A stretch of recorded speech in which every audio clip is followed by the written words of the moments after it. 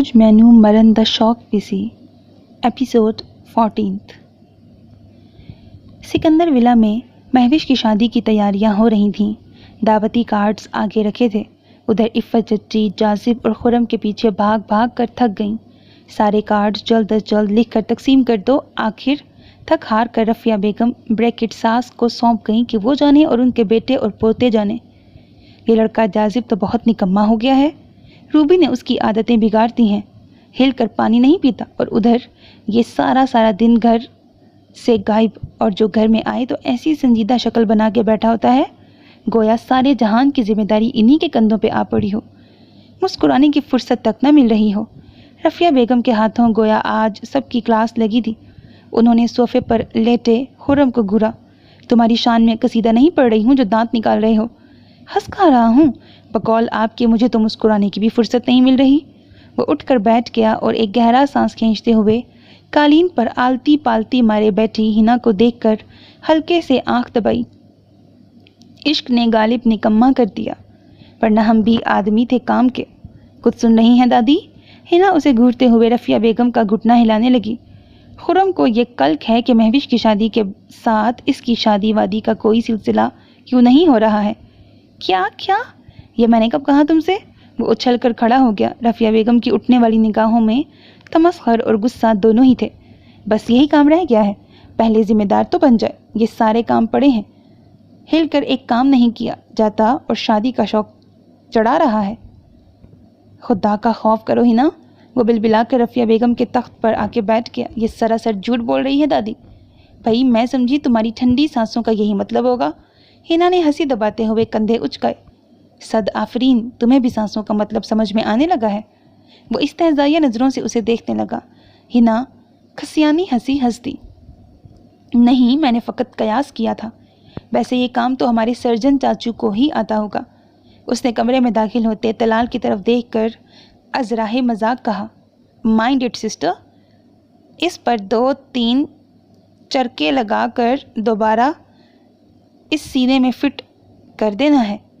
یہ جذبات اور احساسات کی زبان نہیں سمجھتے، یہ صرف میڈیکل کی زبان سمجھتے ہیں اور میڈیکل پوائنٹ آف ویو سے ہی سارے مسئلے حل کرنا چاہتے ہیں۔ طلال ابرو اچکا کر اسے گھور کے رہ گیا۔ اس کا انداز تادیبی تھا، مگر خرم بے پرواہی سے نگاہوں کا زاویہ بدل گیا۔ دیکھو چاچو کی انسلٹ کر رہے ہو تم، اس گھر میں ان سے زیادہ حساس کوئی نہیں ہے۔ ہنا کو طلال پر خرم کی طرف سے کی گئی چوٹ گراں گزری۔ اللہ رے! خرم کو بے ساختہ ہنسی آئی تھی، مگر سراسر استہزائیہ ہنسی تھی جو ہنا کی بے خبری پر زیادہ آئی تھی۔ شاید ایسے ہی حساس ہوں گے بقول شاعر کہ میرے قتل کے بعد اس نے جفا سے توبہ، ہائے اس زود پشیماں کا پشیماں ہونا۔ طلال کے چہرے پر یک بیک سرخی اتر آئی۔ وہ اپنی کرسی پر پہلو بدل کے رہ گیا۔ خرم کے لہجے میں ہی نہیں، آنکھوں میں بھی بڑی کاٹ تھی اور وہ اس کے جملوں کے بیک گراؤنڈ کو بخوبی سمجھ رہا تھا، تاہم خاموش رہنے میں ہی عافیت جانی۔ اماں، کارڈ طلال سے ہی لکھوا لیجئے، یہ سارے تو صرف باتیں بنائیں گے۔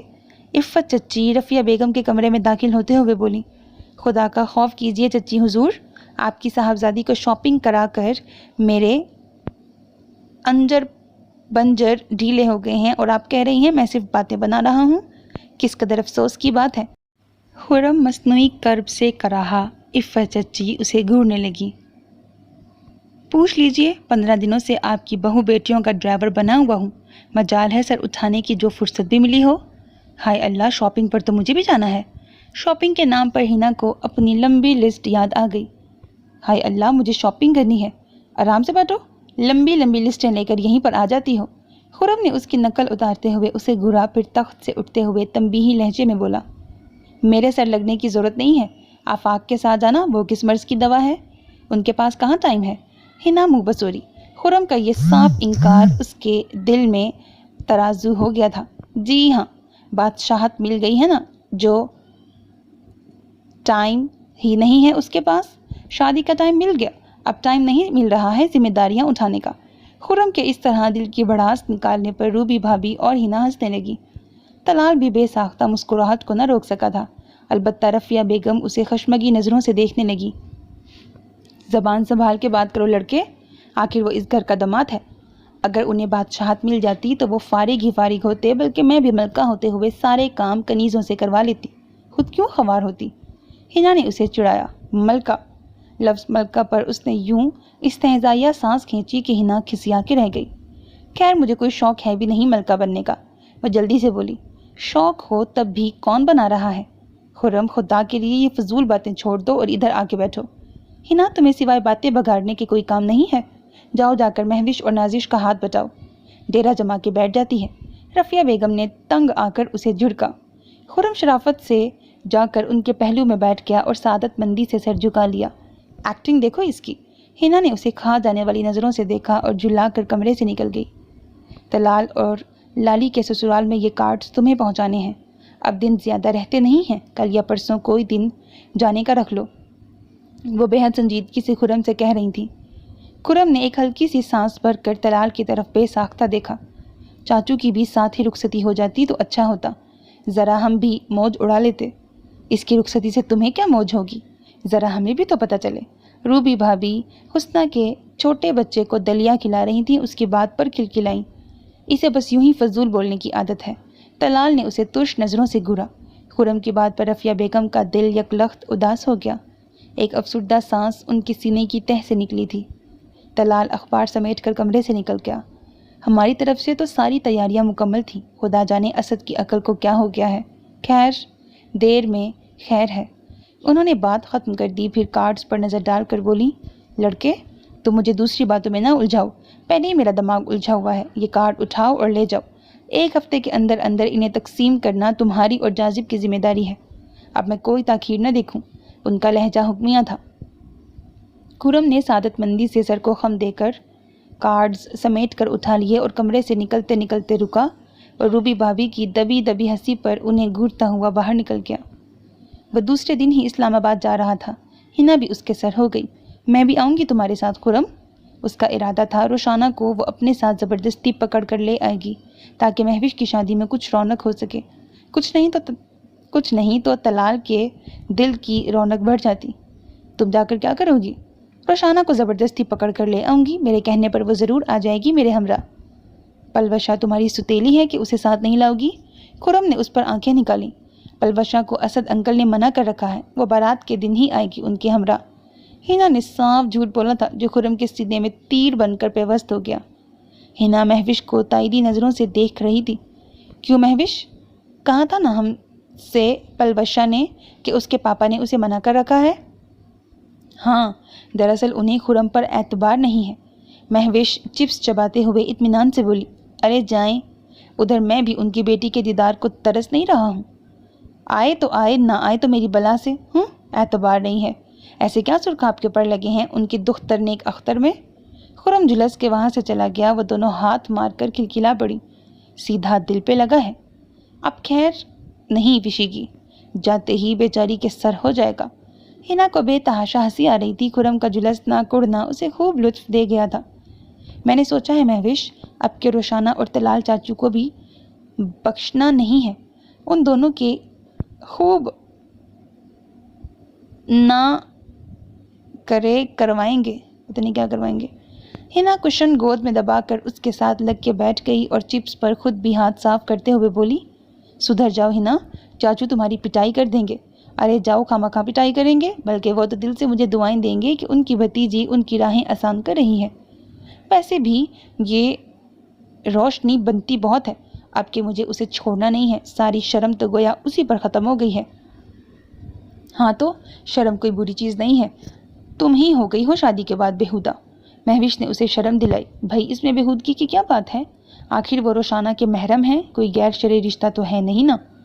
ہنا بے پرواہی سے بولی، پھر اس کی طرف بیٹھے بیٹھے رخ کر کے آنکھیں پھیلا کر اسے گھورتے ہوئے بولی، تمہیں تو میں بعد میں پوچھوں گی، بس ذرا یہ شادی خانہ آبادی ہو لینے دو۔ چل ہٹ، تیری جیسی نہیں ہوں۔ مہوش کے چہرے پر یک پا یک شرم کی سرخی پھیل گئی۔ اس نے اسے کشن دے مارا۔ ہنا کھلکھلانے لگی۔ اچانک مہوش سنجیدگی کی لپیٹ میں آتے ہوئے بولی، ہنا، لالی کی کمی کتنی محسوس ہو رہی ہے؟ ان کے بنا گھر سونا سونا لگ رہا ہے، ساری خوشیاں ادھوری سی لگ رہی ہیں۔ ہاں مجھے تو حمزہ بھی بہت یاد آ رہا ہے، مگر اب تو وہ بدتمیز لڑکا وہیں کا ہو کے رہ گیا ہے۔ پتہ نہیں مصطفیٰ بھائی نے کیا جادو کر دیا۔ ہنا نے ایک گہرا سانس کھینچا، پھر مسکراتے ہوئے بولی، تیفی بھائی ہیں بہت زبردست انسان، مجھے تو کبھی کبھی وہ بالکل انگریزی فلموں کے ہیرو جیسے لگتے ہیں۔ تو کیا ہماری لالی کم ہے کسی سے؟ مہوش بولی تو ہنا بے ساختہ ہنسی۔ ہاں، وہ بالکل مشرقی ہیروئن جیسی ہیں۔ وہ لالا رخ کے نازک سراپے کا تصور کرتے ہوئے بولی، واہ کیا جوڑ بنا رہی ہو، مشرق اور مغرب کا، انگریزی فلم کا ہیرو اور مشرقی ہیروئن۔ مہوش کو اس کی اوٹ پٹانگ باتوں پر ہنسی آ رہی تھی، وہ بھی اپنی ہی باتوں پر محظوظ ہو کر ہنس پڑی۔ خرم کی مردان آمد لالا رخ کے لیے بالکل غیر متوقع تھی۔ زینت نے جب اس کے آنے کی اطلاع دی تو اس کا دل خوشی کے ساتھ خوف کی اتاہ گہرائیوں میں ڈوبا۔ اس نے بے ساختہ مصطفیٰ خان کی طرف دیکھا، جو لاؤنج کے صوفے پر بیٹھا ریموٹ سے چینل بدلتا اس کی طرف سے قطعی غافل تھا۔ اس کے دل میں پہلا یہی خیال آیا کہ کہیں اسی نے تو فون کر کے خرم کو نہیں بلوایا۔ یہ خیال خوف کا آکٹوپس بن کر اس کے دل کو جکڑنے لگا۔ خرم اندر آ چکا تھا۔ مصطفیٰ خان اس سے بے حد تپاک سے ملا، اسے سینے سے لگا کر تھپکی دی۔ وہ حمزہ کو ہوم ورک کرا رہی تھی، لرزیدہ ہاتھوں سے کتاب ایک طرف رکھ دی۔ آپ تو ہم کو بھول ہی گئی لالی، معلوم ہوتا ہے حویلی والوں کے تلسب میں جکڑ گئی ہیں آپ۔ وہ حمزہ کے گال کو پیار سے سہلاتے ہوئے بولا اور اس کی طرف جھکا۔ کچھ غلط کہہ رہا ہوں؟ اس کے انداز میں شرارت تھی۔ لالا رخ نے شفقت بھرے انداز میں اس کے سر پر ہاتھ رکھا اور دھیمے سے مسکرائی، مگر اس کی مسکراہٹ سے کہیں زیادہ خوشنما آنکھوں کی سطح پر پھیلنے والی کرسٹل جیسی نمی لالا کے چہرے کو دلکش بنا رہی تھی۔ حزن کی عجیب سی آمیزش مسکراہٹ میں تھی۔ اسے اپنے کسی کو دیکھ کر دل بے اختیار ہی گداز ہو رہا تھا۔ تم لوگ بھی تو پلٹ کر خبر نہیں لیتے؟ وہ شکوہ کیے بنا نہ رہ سکی۔ یہ اچانک کیسے آنا ہو گیا؟ کوئی خوشی کی خبر لائے ہو؟ وہ اس کا ہاتھ دبا کر کھل کر مسکرائی۔ خوشی کی خبر تو بس ایک ہی ہوگی، میری شادی کی، مگر وہ ابھی بہت دور ہے، شاید بادلوں کی اس پار۔ اس نے ایک پرسوز مصنوعی آہ کھینچی، پھر زور سے ہنس پڑا اور مصطفیٰ خان کے ساتھ لگ کر بیٹھ گیا۔ خوشیاں ہمیشہ بادلوں کے اس پار ہی رہ جاتی ہیں، انسان صرف تصور سے بہلتا رہے تو ہی اچھا ہے۔ یہ ہاتھ آ بھی جائیں تو بڑی بے رنگ بے خوشبو ہو جائیں گی۔ مصطفیٰ خان بظاہر مسکرا کر بولا، مگر اس کی سرد سرد نگاہوں کی کاٹ لالا رخ کے اندر تک اتر گئی۔ یہ اچھی رہی، خود تو اپنے حصے کی خوشیاں وصول کر لیں، ہمارے لیے بادلوں کے اس پار ہی رہ جائیں تو اچھا ہے۔ خرم اس کی بات کی گہرائی میں اتر ہی نہ سکا تھا، یوں بھی جسے سنانا مقصود تھا وہ سن چکی تھی۔ وہ خرم کے بسوڑنے پر ہنس دیا۔ چلو خیر، یہ بتاؤ یہ اچانک دھماکہ کرنے کی خاص وجہ؟ ابھی کل ہی میری طلال سے بات ہوئی ہے، تمہارے آنے کا تو اس نے کوئی پروگرام نہیں بتایا تھا۔ ارے وہ کیا میرا پروگرام بتائیں گے، انہیں تو خود اپنی خبر نہیں ہے، زمانے کی خبر کیا دیں گے۔ بات یہ ہے کہ میں اسلام آباد سے ڈائریکٹ آ رہا ہوں مہوش کی شادی کا دعوت نامہ لے کر۔ ہماری دادی حضور بڑی روایتی قسم کی بزرگ ہیں، ان کے خیال میں سسرال والے 7 سمندر پار بھی ہوں تو ان کی خدمت میں دعوت نامے پہنچانے ضروری ہیں، چاہے آگ کا دریا ہی عبور کر کے پہنچا جائے۔ مہوش کی شادی کا سن کر لالا رخ کا ٹھہر ٹھہر کر دھڑکتا ہوا دل یک لخت معمول پر آ گیا۔ مہوش کی شادی ہو رہی ہے؟ کب ہے؟ خرم نے کارڈ اس کی طرف بڑھا دیے۔ طلال اور روشانہ کی کیوں نہیں ہو رہی؟ وہ کارڈ اس کے ہاتھ سے لے کر دیکھنے لگی۔ ان کی گاڑی تو ہنوز رکی ہوئی ہے، چاچو سگنل ملنے کا انتظار کر رہے ہیں۔ خرم نے یہ کہتے ہوئے لالا رخ کی طرف بڑے غور سے دیکھا تھا۔ پلوشا کی باتوں کے پس منظر میں اس کا چہرہ کھوجنے لگا، مگر وہ نظریں چرا گئی۔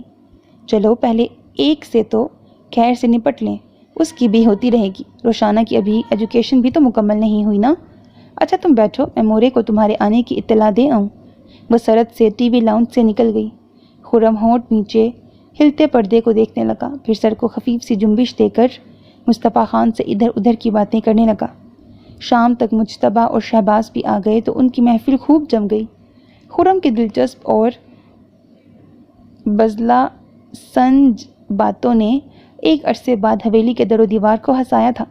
مصطفیٰ خان کے لبوں پر بھی مچل جانے والی مسکراہٹ بڑی بے ساختہ ہوتی تھی۔ رات کے کھانے کے بعد بھی وہ سب لاؤنج میں ہی ڈیرا جمائے بیٹھے رہے۔ لالا رخ حمزہ کو سلانے کے بہانے وہاں سے اٹھ کر چلی آئی۔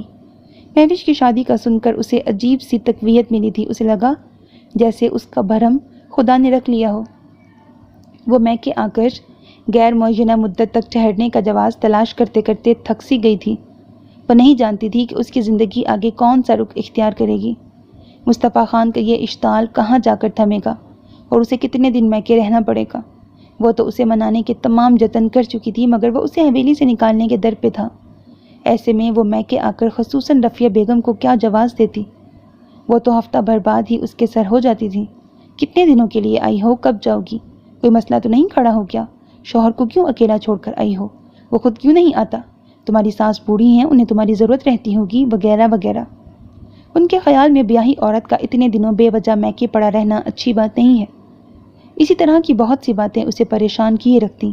اب جب کہ مہوش کی شادی کا ہنگامہ جاگ اٹھا تھا، وہ ایسے میں کتنے دن بھی رہ لیتی، کوئی کچھ نہ کہتا، نہ کوئی کسی کو شک گزرتا۔ اپنی ہی سوچوں سے لڑتے لڑتے یکایک اس کی آنکھیں ڈبڈبا گئیں۔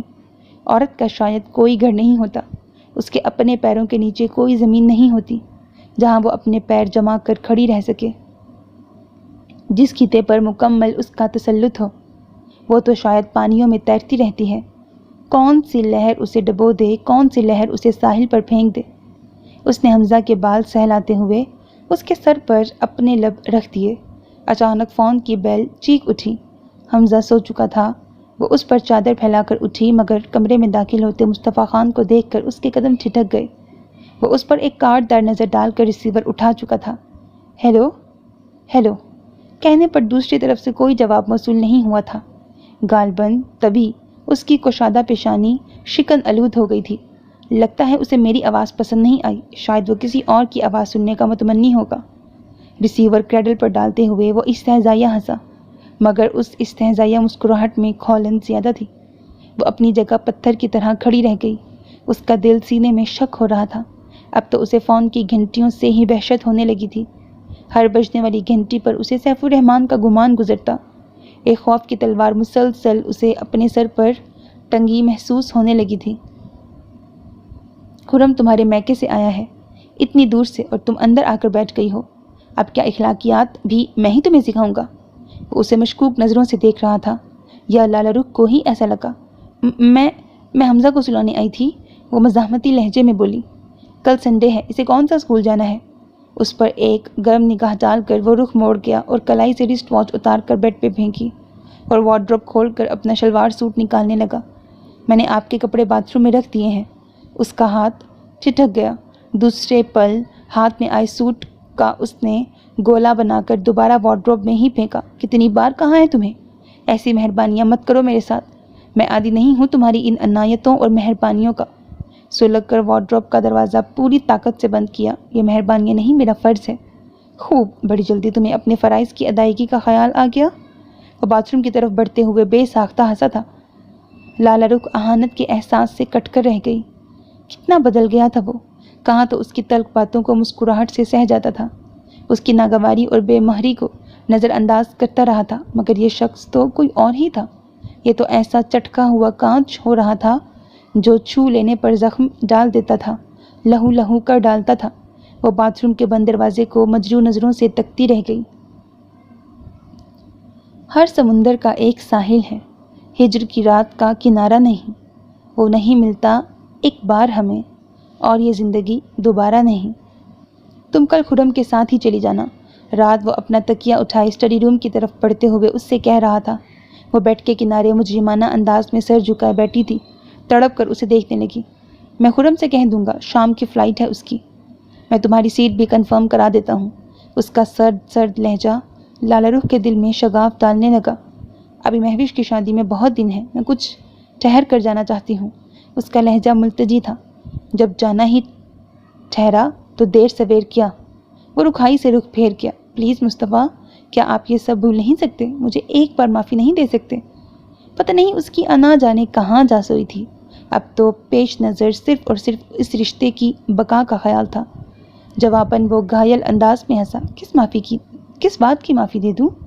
میری تمام کوتاہیوں کی، غلطیوں کی، میری بمہری کی؟ یہ سب تو تمہارا جائز رویہ تھا، تم نے جو کچھ میرے ساتھ آج تک کیا۔ وہ ایک سرد سانس کھینچتے ہوئے بولا۔ ہاں، تم بے قصور ہو۔ قصوروار سراسر میں تھا، تلال تھا، جس نے تمہیں زبردستی اس رشتے میں باندھا۔ اور میں قصوروار ہوں کہ تمہیں اس رشتے کے تقاضے پورے کرنے پر جبر کرتا رہا۔ حالانکہ رشتے زور و جبر کی بنیادوں پر نہیں جوڑے جاتے، اور اگر جوڑ بھی دیے جائیں تو یہ زیادہ عرصے تک قائم نہیں رہ سکتے۔ جن کی بنیاد میں ناپسندیدگی، رنجش اور نفرت کی مٹی ہو، وہاں یہ ریت کی دیوار سے بھی زیادہ ناپائیدار ثابت ہوتے ہیں۔ اس کے لہجے میں نفرت یا کاٹ نہیں تھی، بلکہ صحرا جیسی ویرانی تھی۔ ایسی اجنبیت تھی جو لالہ رخ کا دل خون کیے دے رہی تھی۔ وہ تڑپ کر رہ گئی۔ یک طرفہ محبت کا سفر محض پاگل پن ہوتا ہے، وہاں کوئی منزل نہیں آتی۔ ایسے رشتے تتلیوں کی مانند خوشنما تو دکھائی دیتے ہیں، مگر بہت جلد ہاتھوں میں آئی تتلیوں کی طرح بکھر کر فقط رنگ چھوڑ جاتے ہیں۔ پتہ نہیں یہ رنگ پھر چھٹتے بھی ہیں یا نہیں۔ اس نے ایک ہلکی سی سانس کھینچی، یوں جیسے اسے شدید حبس کا احساس ہو رہا ہو۔ اس کی سرمئی آنکھوں کے زیریں کنارے پر سرخی بہت گہری تھی، جو اس کے کئی راتوں کے جاگتے رہنے کی گماس تھی۔ اس کا لہجہ اتنا سرد تھا جیسے اس نے ڈھیر ساری برف چبا ڈالی ہو۔ کوئی احساس، کوئی جذبہ اس گلیشیئر میں شعلہ نہیں جگا رہا تھا۔ لالہ رخ کا وجود، اس کی قربت اس کے پہلو میں آنچ بن کر نہیں لگ رہی تھی۔ لالہ رخ کو وہ بہت دور، صدیوں کے فاصلے پر کھڑا دکھائی دینے لگا۔ ایک کانٹوں سے بھری فصیل کھڑی تھی، اس تک جانے کا کوئی راستہ اسے دکھائی نہیں دے رہا تھا۔ اس کے حوصلوں کی سبھی چٹانیں تڑکنے لگیں۔ وہ غلط نہیں کہہ رہا تھا، وہ خود اسے کئی بار جتا چکی تھی۔ وہ اس کی چاہ کبھی نہیں تھا اور نہ بن سکے گا۔ اس کی قربت اس کے دل میں محبت کا کوئی پھول نہیں کھلا سکے گی۔ اس کے دل کی زمین اس کے لیے بنجر ہے اور رہے گی۔ وہاں اس کی محبت بھی سیرابی نہیں لا سکتی۔ قدم قدم پر اس نے اس کی اہانت کی تھی، اس کے جذبوں کے لالو گہر کو بے اعتنائی کی آنکھ سے جھلسایا تھا، اور آج وہی کچھ لوٹا رہا تھا تو صفاق دکھائی دے رہا تھا۔ اس کے وجود پر اترا ہوا سرد مہری کا یہ صحرا خود اس کا بخشا ہوا ہی تو تھا۔ وہ اپنی ہی نظروں میں گرتی جا رہی تھی۔ مزاحمت کے الفاظ اس کے سینے میں گھٹ کر رہ گئے۔ وہ آنسو پیتی پلٹ کر جانے لگی کہ اس کی آواز کڑکتی بجلی کی طرح اس کے پیروں سے لپٹ گئی۔ میں بہت جلد تمہیں اس اذیت سے آزاد کر دوں گا، بس مجھے تھوڑا سا وقت چاہیے۔ آغا جان کی موت کا صدمہ ابھی مورے کے لیے تازہ ہی ہے۔ اتنی جلدی وہ دوسرا صدمہ برداشت نہیں کر سکیں گی۔ انہیں سمجھانے اور قائل کرنے کے لیے مجھے کچھ وقت لگے گا۔ وہ یہ کہتا پلٹ کر کمرے سے نکل گیا۔ یہ دیکھنا بھی گوارا نہ کیا کہ اس کے جملوں نے کیسی آگ اس کے ارد گرد دہکا دی تھی۔ وہ خرم کے ہمراہ سکندر ولا آئی تو سب نے اس کا پرتپاک خیر مقدم کیا۔ رفیہ بیگم اتنے عرصے بعد بیٹی کو دیکھ کر نہال ہو گئیں۔ ہنا نے بھی سنا کہ لالی آئی ہے تو وہ شام کو ہی دوڑی چلی آئی۔ حمزہ اسے ہر گھڑی یاد آتا رہا تھا۔ لالہ رخ سب سے اس طرح ملی گویا وہ اپنے سسرال میں بےحد خوش و خرم زندگی گزار رہی ہو اور شوہر کی خوشی سے میکے رہنے آئی ہو۔ چلو اچھا ہوا تم چلی آئیں، کچھ رونق رہے گی، ورنہ میں تو سوچ رہی تھی تمہارے میاں تمہیں اپنے ساتھ ہی عین بارات والے دن لے کے آئیں گے۔ عفت بھابی نے اسے چھیڑا۔ یہ کیسے ہو سکتا ہے بھابی؟ مہوش کی شادی ہو اور میں غیروں کی طرح آؤں؟ وہ تو مجھے بھیجنے پر تعامل کر رہے تھے، مگر میری ساس کو مجھ پہ شاید رحم آ گیا۔ وہ بھی شگفتگی کا تاثر لہجے میں سموتے ہوئے جواباً بولی، یار کاش ہمارے میاں کو بھی ہمارے میکے بھیجنے میں تعامل ہوتا۔ روبی نے مستوئی ٹھنڈی سانس کھینچی۔ وہ تو مجھے بہانے سے میکے بھیجنے کی کوشش میں رہتے ہیں۔ جاذب نے اسے گھور کے دیکھا۔ اب سال بھر بھی میکے جانے کا نام نہ لوگی تو مجھے ہی منہ سے کہنا پڑے گا نا کہ میکے جاؤ۔ وہ ادھار رکھنے والا کب تھا؟ کس قدر جھوٹ بول رہے ہیں، وہ بھی منہ پہ۔ ہر ماہ تو میکے کا چکر لگا آتی ہوں۔ روبی اس الزام پر تڑپ گئی۔ صرف چکر لگانے سے کیا ہوتا ہے؟ جاذب بھائی کی تسکین نہیں ہوتی۔ خرم کا جملہ اور جاذب کا کہا دونوں برجستہ تھے۔ تمہیں تو بس موقع چاہیے، فوراً ہی میری دشمنی میں نکل پڑو گے۔ روبی نے خرم کو حسنہ کے بچے کا کھلونا کھینچ مارا، مگر وہ جھکاؤ دے گیا۔ محفل گرما گرم ہو گئی تھی۔ جملے بازی، ہنسی مذاق جو سکندر بلا کی زندگی کا ایک خوبصورت حصہ تھا، اسی طرح آب و تاب سے جگمگا رہا تھا۔ یہ رونقیں، محبتیں اسی طرح جاری و ساری تھیں۔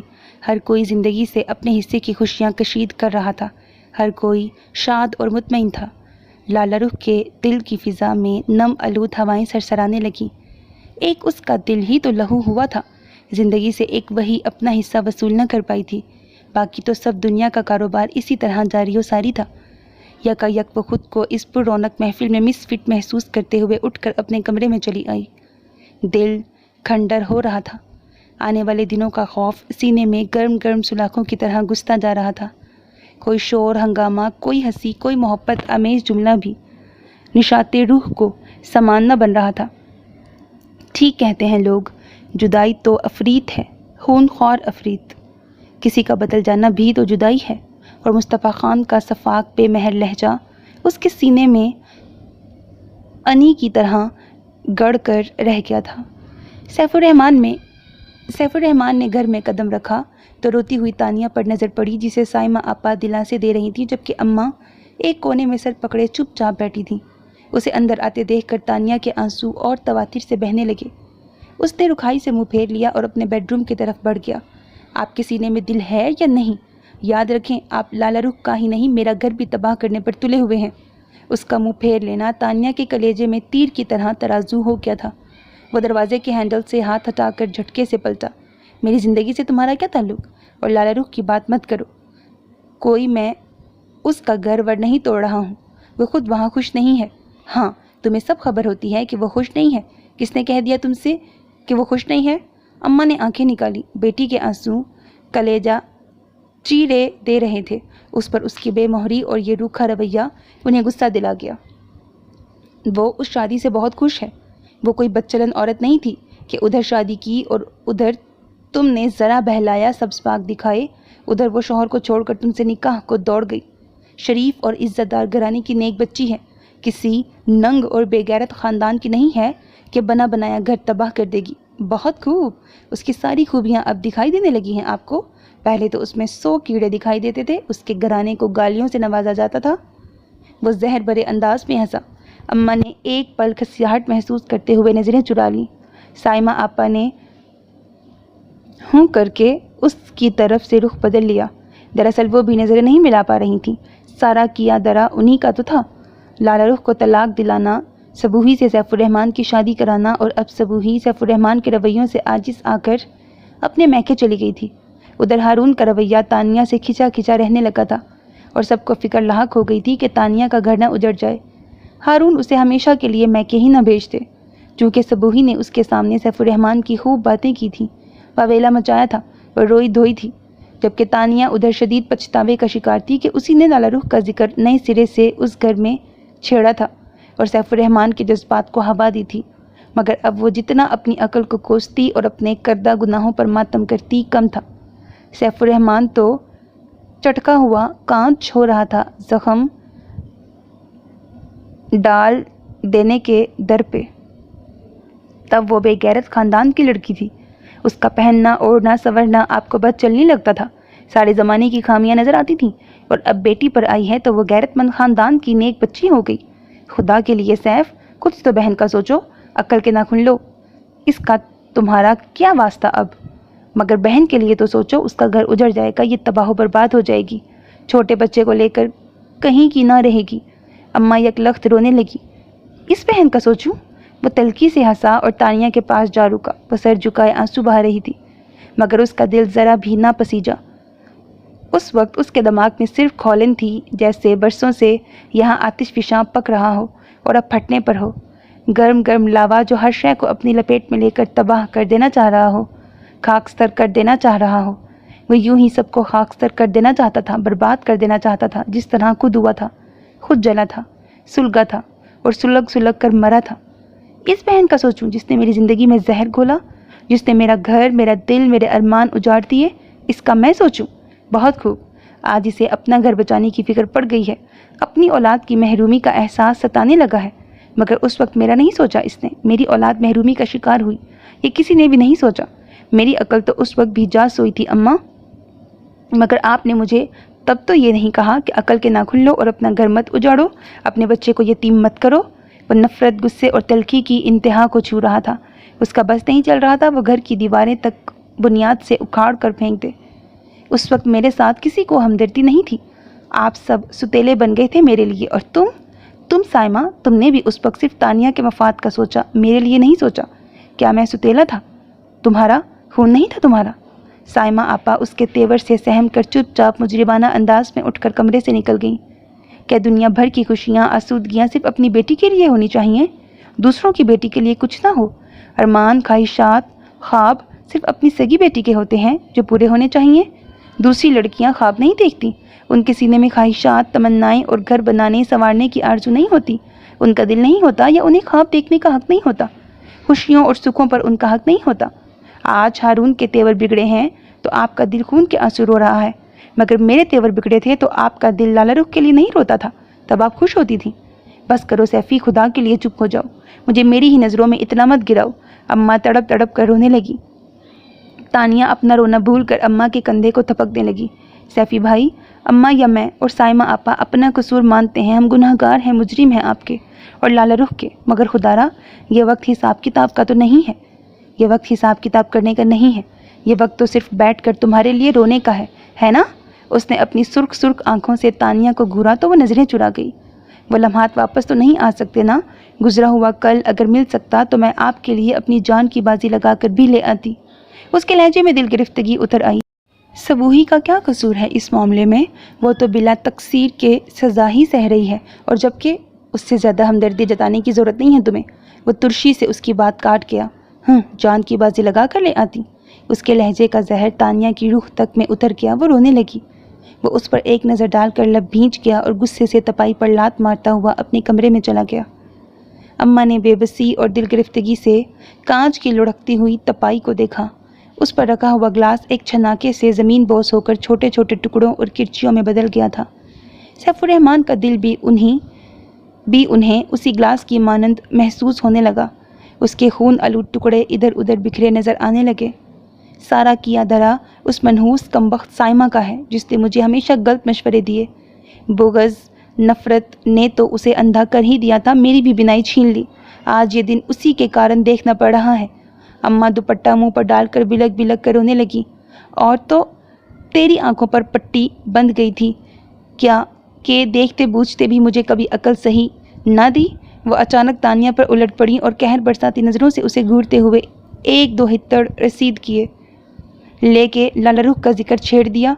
उससे मेल मुलाकातें करने लगी। हमज़ा को तो वो भुला बैठा था। सब तेरी वजह से हुआ है निकम्मी। खुद तो तूने अपने पैरों पर कुल्हाड़ी मारी है, अब बैठ कर रोती रहना सारी उम्र और मेरे सीने पर मूंग दलती रहना। मेरी वजह से क्यों? साइमा आपा की वजह से हुआ है। लाला रुख को तलाक क्या मेरी वजह से हुई है? वो तड़प कर बोली। देखो देखो, मुझ पर इल्ज़ाम मत रखो। क्या तलाल के साथ वो ड्रामा मैंने रचाया था कि तुमने? साइमा आपा सैफुर रहमान के जाते ही फिर उसी तेवर से कमरे में आ घुसी और तानिया पर आंखें टिका ली। मगर उस आग पर तेल तो मुसलसल आप छिड़कती रही थी ना। मैंने तो कई बार सोचा कि सैफ़ी भाई को हकीकत बता दूं और लाला रुख से माफ़ी मांग लूं, मगर आप और अम्मा ने मुझे डरा धमका के रोके रखा। उस वक्त अम्मा सिर्फ़ और सिर्फ आपकी अकल से सोचती और आपकी आंखों से देख रही थी। मेरी हकीकत तो ना 3 में थी न 13 में। वो सुलग कर अपनी जगह से उठी और साइमा आपा पर एक नफ़रत भरी निगाह डालकर कमरे से चली गई। अम्मा ने तख्त पर लेट कर मुँह पर दुपट्टा डाल लिया था। उन्हें ना अब कुछ बोलने का याराना था, ना कुछ सुनने का। साइमा आपा कुछ देर चोर सी बनी खड़ी रहीं, फिर खुद भी बेआवाज़ बोझल कदमों से बाहर निकल गईं। लाली, तुम्हारे ससुराल वालों का क्या प्रोग्राम है शादी में शिरकत का? कुछ दिन पहले आएंगे या सिर्फ बारात में शिरकत करेंगे? रफ़िया बेगम उसके कमरे में चली आईं। वो उनकी आवाज़ पर अपने ध्यान से निकली और हमज़ा के धुले हुए कपड़े तय करते हुए उनकी तरफ देखा। मुझे तो कुछ इल्म नहीं है। मेरी सास ने ऐसा कोई प्रोग्राम मुझे बताया तो नहीं है। मेरा ख्याल है बारात वाले रोज़ ही आएंगे वो। लाली ये कह कर तय किए हुए कपड़े उठाकर वार्डरोब में रखने लगी।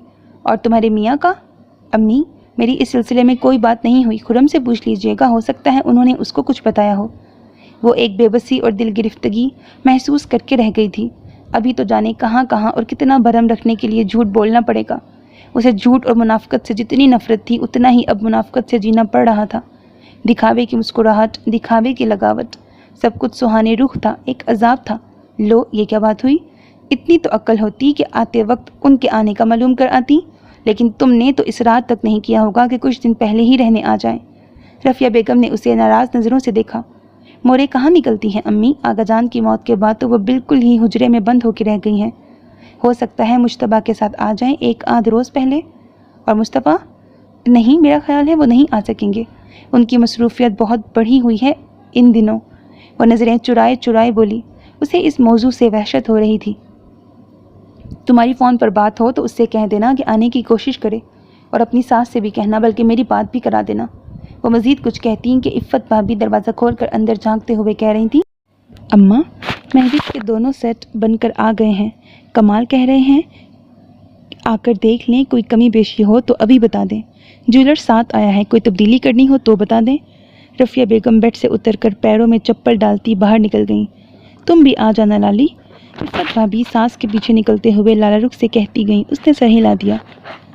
وہ نہا کر باہر نکلی تو سعدیہ بھابی نے لاؤنج میں گرم گرم چائے دیتے ہوئے اسے مورے کے فون کی اطلاع دی۔ تم نہا رہی تھی، انہوں نے کہا کہ بعد میں فون کر لیں گی، اماں سے ان کی بات ہو گئی ہے۔ کیا کہہ رہی تھی؟ کوئی ضروری کام تھا؟ لہجہ بھر اس کا دل مانوس سے خوف کی اتھاہ گہرائی میں ڈوبا تھا۔ نہیں، بس خیریت کے لیے کیا تھا، حمزہ سے بات کرنی تھی، مگر حمزہ بھی نہیں تھا۔ ہنا اور آفاق جا رہے تھے شاپنگ پر، اسے بھی اپنے ساتھ ہی لے گئے ہیں۔ تمہاری ساس بیچاری بڑی اداس ہو گئی ہیں لگتا ہے، کہہ رہی تھی ان دونوں کے جانے سے میرا گھر تو بالکل سونا ہو کے رہ گیا ہے۔ میں نے کہا آپ کا گھر سونا ہو گیا، مگر ہمارے گھر میں تو رونق ہو گئی ہے۔ سعدیہ بھابی یہ کہہ کر ہنستی اور اسے محبت سے تکنے لگی۔ میں نے کہا بہرحال رونق تو عارضی ہے تو وہ حویلی کی مستقل رونق۔ وہ سر جھکا کر رفیہ بیگم کے کمرے کی طرف بڑھتے ہوئے ایک آزردگی سے مسکرا دی، جو خود کسی اجڑے مزار کے بجھے ہوئے دیے کی مانند ہو، وہ کیا کسی کے گھر کی رونق ہو سکتا ہے؟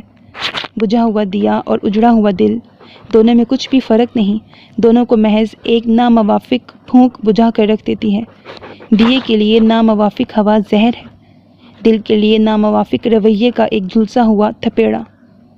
وہ رفیہ بیگم کے کمرے میں آئی تو طلال بھی وہاں موجود تھا اور قدرے غصے اور جھنجھلاہٹ میں دکھائی دے رہا تھا۔ رفیہ بیگم اس سے الجھ رہی تھیں، اسے کمرے میں داخل ہوتے دیکھ کر بولی، تم ہی اسے سمجھاؤ لالی، یہ کل اسلام آباد جا رہا ہے تو واپسی پر روشانہ اور پلوشہ کو لیتا آئے۔ آمنہ کے پیر میں چوٹ لگی ہوئی ہے، وہ ٹھہر کر آئے گی صبیحہ کے ساتھ۔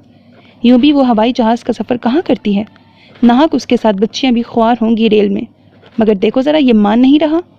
آخری جملہ انہوں نے کہتے ہوئے طلال پر ایک خفکی بھری نظر ڈالی۔ خرم 1-2 روز میں چلا جائے گا، آخر اتنی جلدی کیا ہے انہیں یہاں بلانے کی؟ کون سی کل مہوش کی بارات آنی ہے؟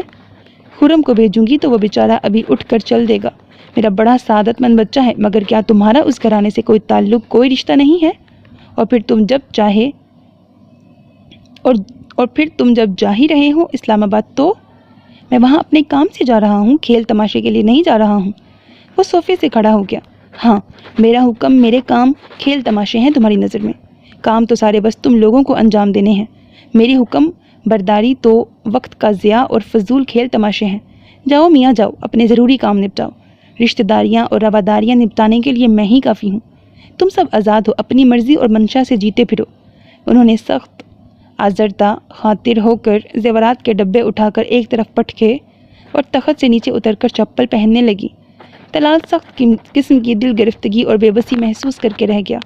آپ سمجھتی کیوں نہیں ہے امی، وہاں سے واپسی پر بھی مجھے ہزاروں کام نپٹاتے ہوئے آنا ہے۔ اس نے کمرے سے باہر نکلتی رفیہ بیگم کا راستہ روکا۔ لالا رخ چپ چاپ بغیر کوئی مداخلت کیے کرسی پر جا کے بیٹھ گئی۔ تو جاؤ پھر نپٹاتے پھرو، میں نے کہا نا میرے فضول کاموں کے لیے تمہیں وقت نکالنے کی ضرورت ہی کیا ہے؟ وہ رکھائی سے اس کا ہاتھ جھٹک گئی۔ اچھا نا، ادھر تو آ کے بیٹھیں، بچوں کی طرح خفا ہو کر بھاگے جا رہی ہیں۔ اس نے انہیں تھام کر تخت پر بٹھا دیا۔ لالا رخ کے لبوں کی تراش میں بے ساختہ مسکراہٹ جھلکی تھی۔ اونچا لمبا مرد بالکل بچوں کی طرح کوفت زدہ ہو کر جھنجھلایا ہوا دکھائی دے رہا تھا۔ اسے مسکراتے دیکھ کر اس کی بھویں ناگواری سے تن گئی۔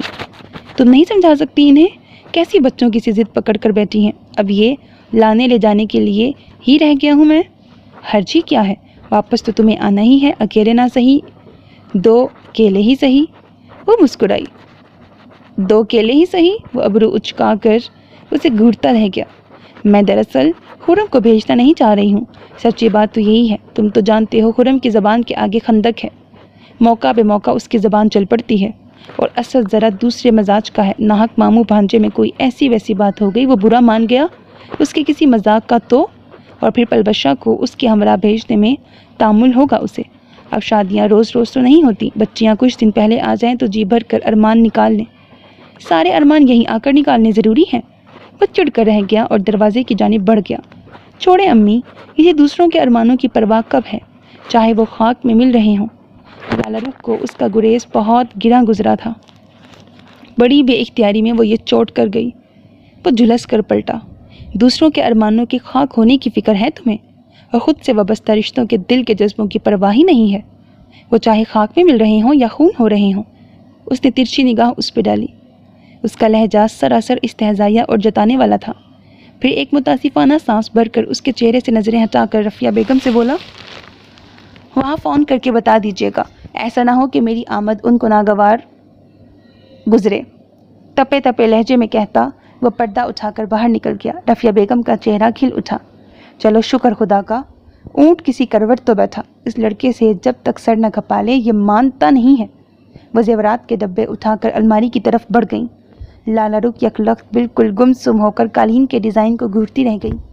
तलाल ने जो चोट जवाबन की थी वो उसकी रूह को छेद गई थी। अरे हाँ, तुमने ज़ेवरात तो देखे ही नहीं। रफ़िया बेगम को अचानक उसका ध्यान आया। मैं फिर देख लूँगी। वो उन्हें अपनी तरफ पलटते देखकर जल्दी से बोली और कुर्सी से उठकर कमरे से बाहर निकल गई। तलाल के जुमलों ने उसके आसाब को बुरी तरह मुंतशिर किया था। तो क्या मुस्तफ़ा ख़ान ने तलाल को ये सब बता दिया था कि वो किस अजाब से गुज़र रहा है और गुज़रता रहा है? यकीनन बताया होगा। उसे किसी गमगसार की तलब महसूस हुई होगी, और उसके लिए तलाल से ज़्यादा गमगसार हमदर्द और कौन हो सकता था भला? उस शख्स की सारी हमदर्दियाँ तो उसी दोस्त के नाम रकम थी। अचानक उसके अंदर गुस्से, तलखी और बेबसी का तूफ़ान करवट लेने लगा। बहुत सा रोने को दिल चाहने लगा, मगर वो ज़ब्त किए बैठी रही। उसे डर था अगर वो एक बार आंसुओं का ये बंध तोड़ देगी तो इस सैलाब में खुद भी बह जाएगी, बिल्कुल बिखर जाएगी, टूट जाएगी। उसका मैके में बना हुआ सारा मान उस सैलाब की नज़र हो जाएगा। वो अपनी ही नज़रों में गिर जाएगी, मातूब व रुस्वा हो जाएगी। वो कमज़ोर नहीं पड़ना चाहती थी। उसने सोचा अगर तलाल ने उससे बासपुर्स भी की तो वो बिल्कुल मुकर जाएगी। ये खालिस उसका मसला था, उसके दुख थे, और वो उसे कीमती मता की तरह अपने सीने में समेट कर रखना चाहती थी। अपनी जंग अब खुद ही लड़ना चाहती थी। उसे हर हाल में अपना घर बचाना था। उसे मुस्तफ़ा ख़ान को मनाना था, चाहे इसके लिए उसे अपनी अना कुर्बान करनी पड़े। मोहब्बत और अना एक घर में नहीं रह सकती, और वो मोहब्बत के इवज़ हर शय कुर्बान करने को तैयार थी। चाहत में मर जाऊं, लेकिन नाम सलामत रखना। अच्छा, एक लाइन मिस होगी, उसको पढ़ देती हूँ। उसे सिर्फ़ और सिर्फ मुस्तफ़ा ख़ान की तमन्ना थी, उसकी ख्वाहिश थी। वो अपनी हार्ट बीट में उसी को रखना, देखना और महसूस करना चाहती थी। चाहत में मर जाऊं, लेकिन नाम सलामत रखना। मेरी झोली में मोला एक शाम सलामत रखना। उसको मिटाने की कोशिश में जीवन सारा बीते। मुश्किल है लेकिन बस एक ये काम सलामत रखना। वो आंखों में से बेआवाज़ बहते आंसू पूंछते हुए दिलगिरफ्तगी से हंसती और कुर्सी की पुश्त पर सर डालकर ढीले अंदाज में बैठकर आंखें मूंदे मुस्तफ़ा ख़ान को सोचने लगी। और जाने कब तक वह सोचों में कितनी दूर निकल गई कि हमज़ा की आवाज़ ने उसे झंझोड़ा। मम्मी, पापा से बात करनी है। वो उसकी कुर्सी के पास खड़ा उसका दुपट्टा खींच रहा था। उसने आहिस्तगी से मुंदी आंखें खोल दी। उसके मासूम लहजे और आंखों में भी मुस्तफ़ा ख़ान का हर रंग भरा हुआ था। पापा से तो मुझे भी बात करनी है बेटा, मगर तुम्हारे पापा हमसे बात करेंगे तब ना। उसने बेइख्तियार उसे खुद से लगा लिया। तुम्हारे पापा का दिल तोड़ा है हमने, वो रूठ गए हैं हमसे, बहुत ज़्यादा वो रूठ गए हैं हमसे। वो उसका नन्ना मुन्ना गदाज हाथ चूमने लगी। तुम्हारे पापा को अब मनाना है। अगर वो इसी तरह नाराज़ रहे, हमसे रूठे रहे, तो तुम्हारी मम्मा टूट जाएंगी, बिखर जाएंगी, ज़िंदा नहीं रह पाएंगी। वो उसका हाथ अपनी भीगी आंखों से लगाने लगी। महविश की शादी रोशाना को एक मखमसे में डाल गई थी। दादी तो वहाँ जाने की तैयारियां कर रही थीं। इस बार तो अम्मी भी साथ जा रही थीं। रफ़िया बेगम ने रोशाना को खसूसी आने पर इसरार किया था, बल्कि उन्होंने तो ये तक कहा था कि वो तलाल को भेज देंगी तुम्हें लेने। तुम दिन बता दो किस दिन आना है। मगर उसने तब ये कहकर टाल दिया था कि उसके कंप्यूटर के टेस्ट अभी बाकी हैं। उनसे फारिग होकर खुद ही दादी और अम्मी के हमरा आ जाएगी, या फिर खुरम को बुलवा लेगी। और अब दिन तेज़ी से गुजर रहे थे। महविश की शादी में जाना उसके लिए नागुज़ीर था। पलवशा का कहना था, अगर तुम चाहती हो कि इस मसले पर बर्फ़ ही पड़ी रहे तो तुम्हें इस शादी को नॉर्मल अंदाज में अटेंड करना होगा। बात उसकी भी ठीक ही थी, मगर यह नॉर्मल रवैया रखना उसके लिए बेहद कठिन मरहला था। जबकि वो सामने आए और सब उसी के हवाले से उसे छेड़ें, वो कैसे लाताल्लुक़ बनकर रह सकती थी, या हंसी मजाक और छेड़छाड़ को एंजॉय कर सकती थी। कोई पत्थर तो नहीं थी। गोश्त पोस्त की इंसान थी, जज्बात एहसासात से भरा दिल था।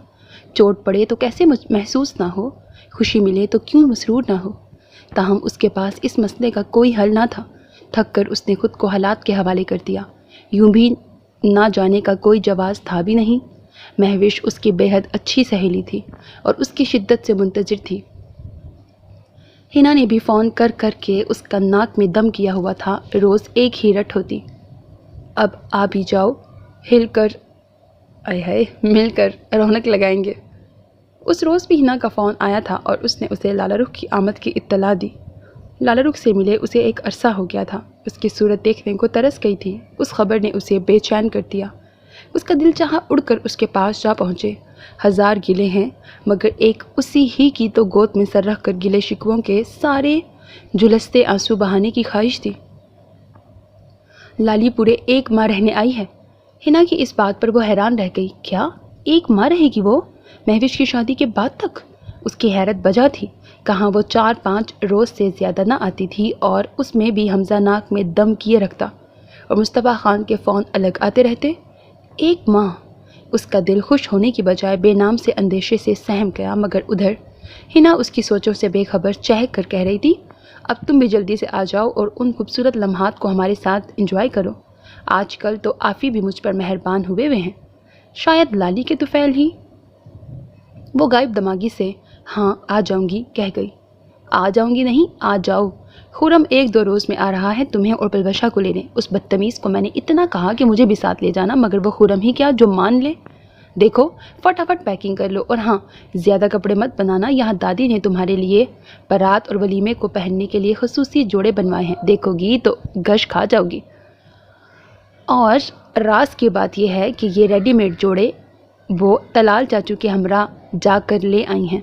दोनों जोड़े चाचू ही की चॉइस हैं। ईमान से रोशनी, उनकी चॉइस ज़बरदस्त है। मेरा दिल लट्टू हो गया है, दिल चाहता है मैं ही पहन लूँ। वो हंसती हुई बोली, तुम्हें तो यूं भी कपड़ों का क्रेज़ है, हर जोड़ा ही तुम्हें ज़बरदस्त लगता है।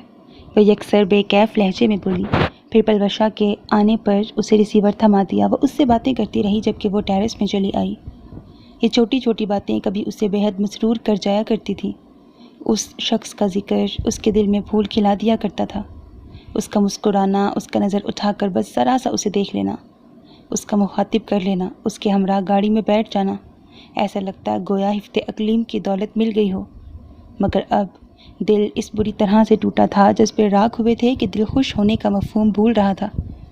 सारी बातें झूठी, बेमायनी, बल्कि अज़ हद तकलीफ़ दे लगने लगी थी। उस शख्स के जिक्र से दिल बिखरने लगा था। टेरेस की रेलिंग से लगकर वो बाहर झांकने लगी। उसका जहन यकदम लाला रुख की तरफ चला गया। उसकी तवील आमद उसे न जाने क्यों अंदेशों में मुब्तला कर रही थी। एक तो वो अपना दुख, अपने मसाइल किसी से शेयर भी तो नहीं कर सकती थी। कीमती मता की तरह दिल की दुनिया में समेट कर रखती थी।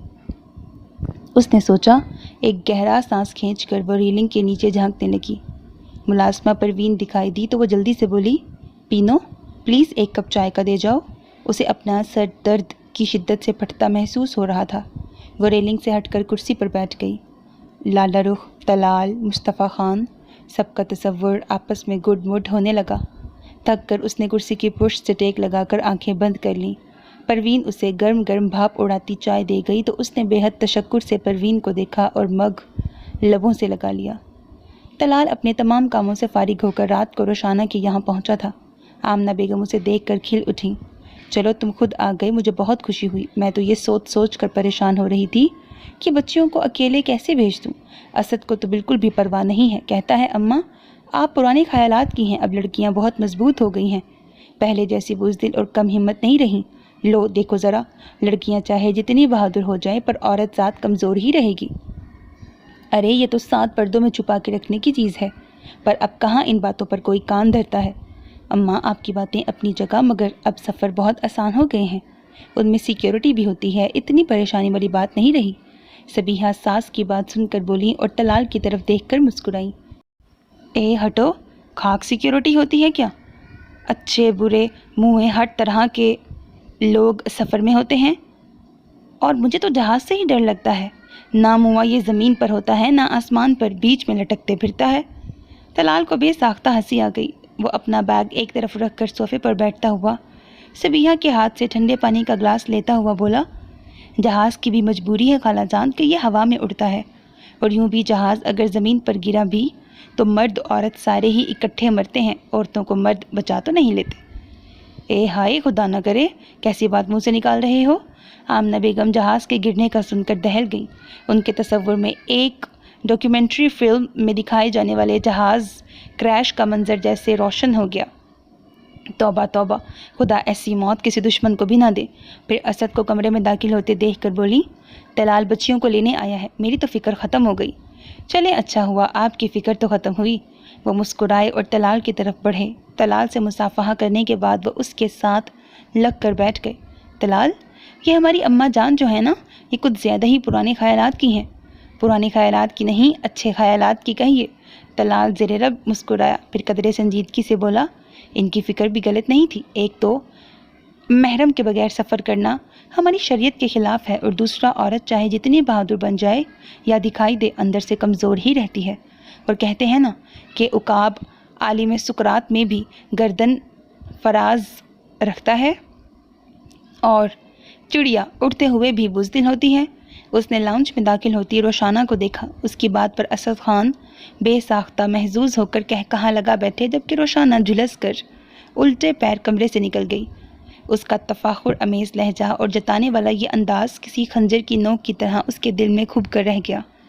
خرم کی بجائے اس کی آمد نے اسے ٹینشن میں مبتلا کر دیا تھا، جبکہ پلوشہ حد سے زیادہ خوش دکھائی دے رہی تھی۔ اس کے خیال میں خرم نے ضرور ان کے کان کھینچے ہوں گے، تبھی وہ اپنے منکوہا کو لینے دوڑے چلے آئے ہیں۔ خدا کرے ایسا ہی ہو، انہیں اپنے رویوں کا احساس ہو گیا ہو۔ اس نے دل ہی دل میں ڈھیروں دعائیں مانگ لیں۔ طلال آیا ہوا ہے، تم لوگ رات ہی اپنی پیکنگ مکمل کر لینا، کل صبح جانا ہے تم لوگوں کو۔ سبیحہ ان کے کمرے میں جھانک کر کہہ گئی تھی، ہم کیا بچے ہیں کہ خود نہیں جا سکتے کہ وہ چلے آئے ہیں لینے کو؟ اس نے باتھ روم کا دروازہ دھاڑ سے بند کر کے تولیہ ایک طرف پھینکا۔ دیکھ نہیں رہی تھی کتنی فکر تھی اماں کو، شکر کرو انہیں اطمینان ہو گیا اس کے آنے سے، اور پھر میرا بھی دل سہما رہتا۔ سبیحہ نے اس پر آنکھیں نکالی، شکر کرو۔ اس نے بیڈ پر لیٹ کر سر سے پیر تک چادر کھینچ لی۔ تم تو بچی ہی ہو آپی، دادی کو بالکل ٹھیک بے اطمینانی رہتی ہے۔ سبیحہ کے جاتے ہی پلوشہ اس کی چادر کھینچتے ہوئے ہنسی۔ اب منہ کیوں چھپا رہی ہو؟ کیا دل میں لڈو پھوٹ رہے ہیں؟ آگ جل رہی ہے دل میں؟ اس نے چادر منہ سے ہٹا کر اسے کھا جانے والی نظروں سے دیکھا۔ خرم آ رہا تھا، یہ کیوں چلے آئے؟ میں ان کے ساتھ ہرگز نہیں جاؤں گی، یہ بات تم دادی کو صاف لفظوں میں کہہ دو۔ وہ گویا پھنکاری، بچکانہ باتیں مت کرو آپی، ہو سکتا ہے انہیں اپنے رویوں پر ندامت ہو رہی ہو اور یوں وہ ازالہ کرنا چاہ رہے ہوں۔ ازالہ کرنا چاہ رہے ہوں؟ وہ چادر ایک طرف پھینک کر اٹھ کر بیٹھ گئی۔ یہ شخص ازالہ کرے گا؟ دیکھا نہیں تم نے، آتے ہی تو دادی کو جتا دیا تھا کہ وہ اپنے کام کے سلسلے میں آئے تھے، اور یہ کہ ان کی امی حضور نے انہیں ڈانٹ ڈپٹ کر بھیجا ہے۔ اوہو آپی، اب ہر بات کو اتنی گہرائی سے لوگی تو کبھی کمپوز نہیں کر سکو گی خود کو۔ بہت سی باتوں کو نظر انداز کرنا چاہیے۔ باتیں وہاں نظر انداز کی جاتی ہیں جہاں محبت ہو، انسیت ہو، نفرت اور بیزاری نہ ہو۔ وہ دل گرفتگی سے ہنسی، اور جب علم ہو کہ مقابل کے دل میں آپ کے لیے سوائے بیزاری کے کچھ نہیں، وہاں بے معنی باتیں بھی گرم سلاخ کی طرح روح کو داغ جاتی ہیں۔ مذاق میں کہیں بات بھی دل کو چھیدنے لگتی ہے۔ اس کی آواز بھیگ گئی۔ پلوشہ تسلی امیز انداز میں اس کا ہاتھ دبا کر رہ گئی۔ وشی، میں اس شخص کو دیکھتی ہوں تو مجھے لگتا ہے میں کس قدر بے مایا اور حقیر سی شے ہوں، کتنی ان وانٹڈ سی شے۔ وہ ایک وحشت کے عالم میں بیڈ سے اتر گئی۔ محبت میں انسان اپنے نہیں دوسروں کے دل میں جیتا ہے اور جیتے رہنا چاہتا ہے۔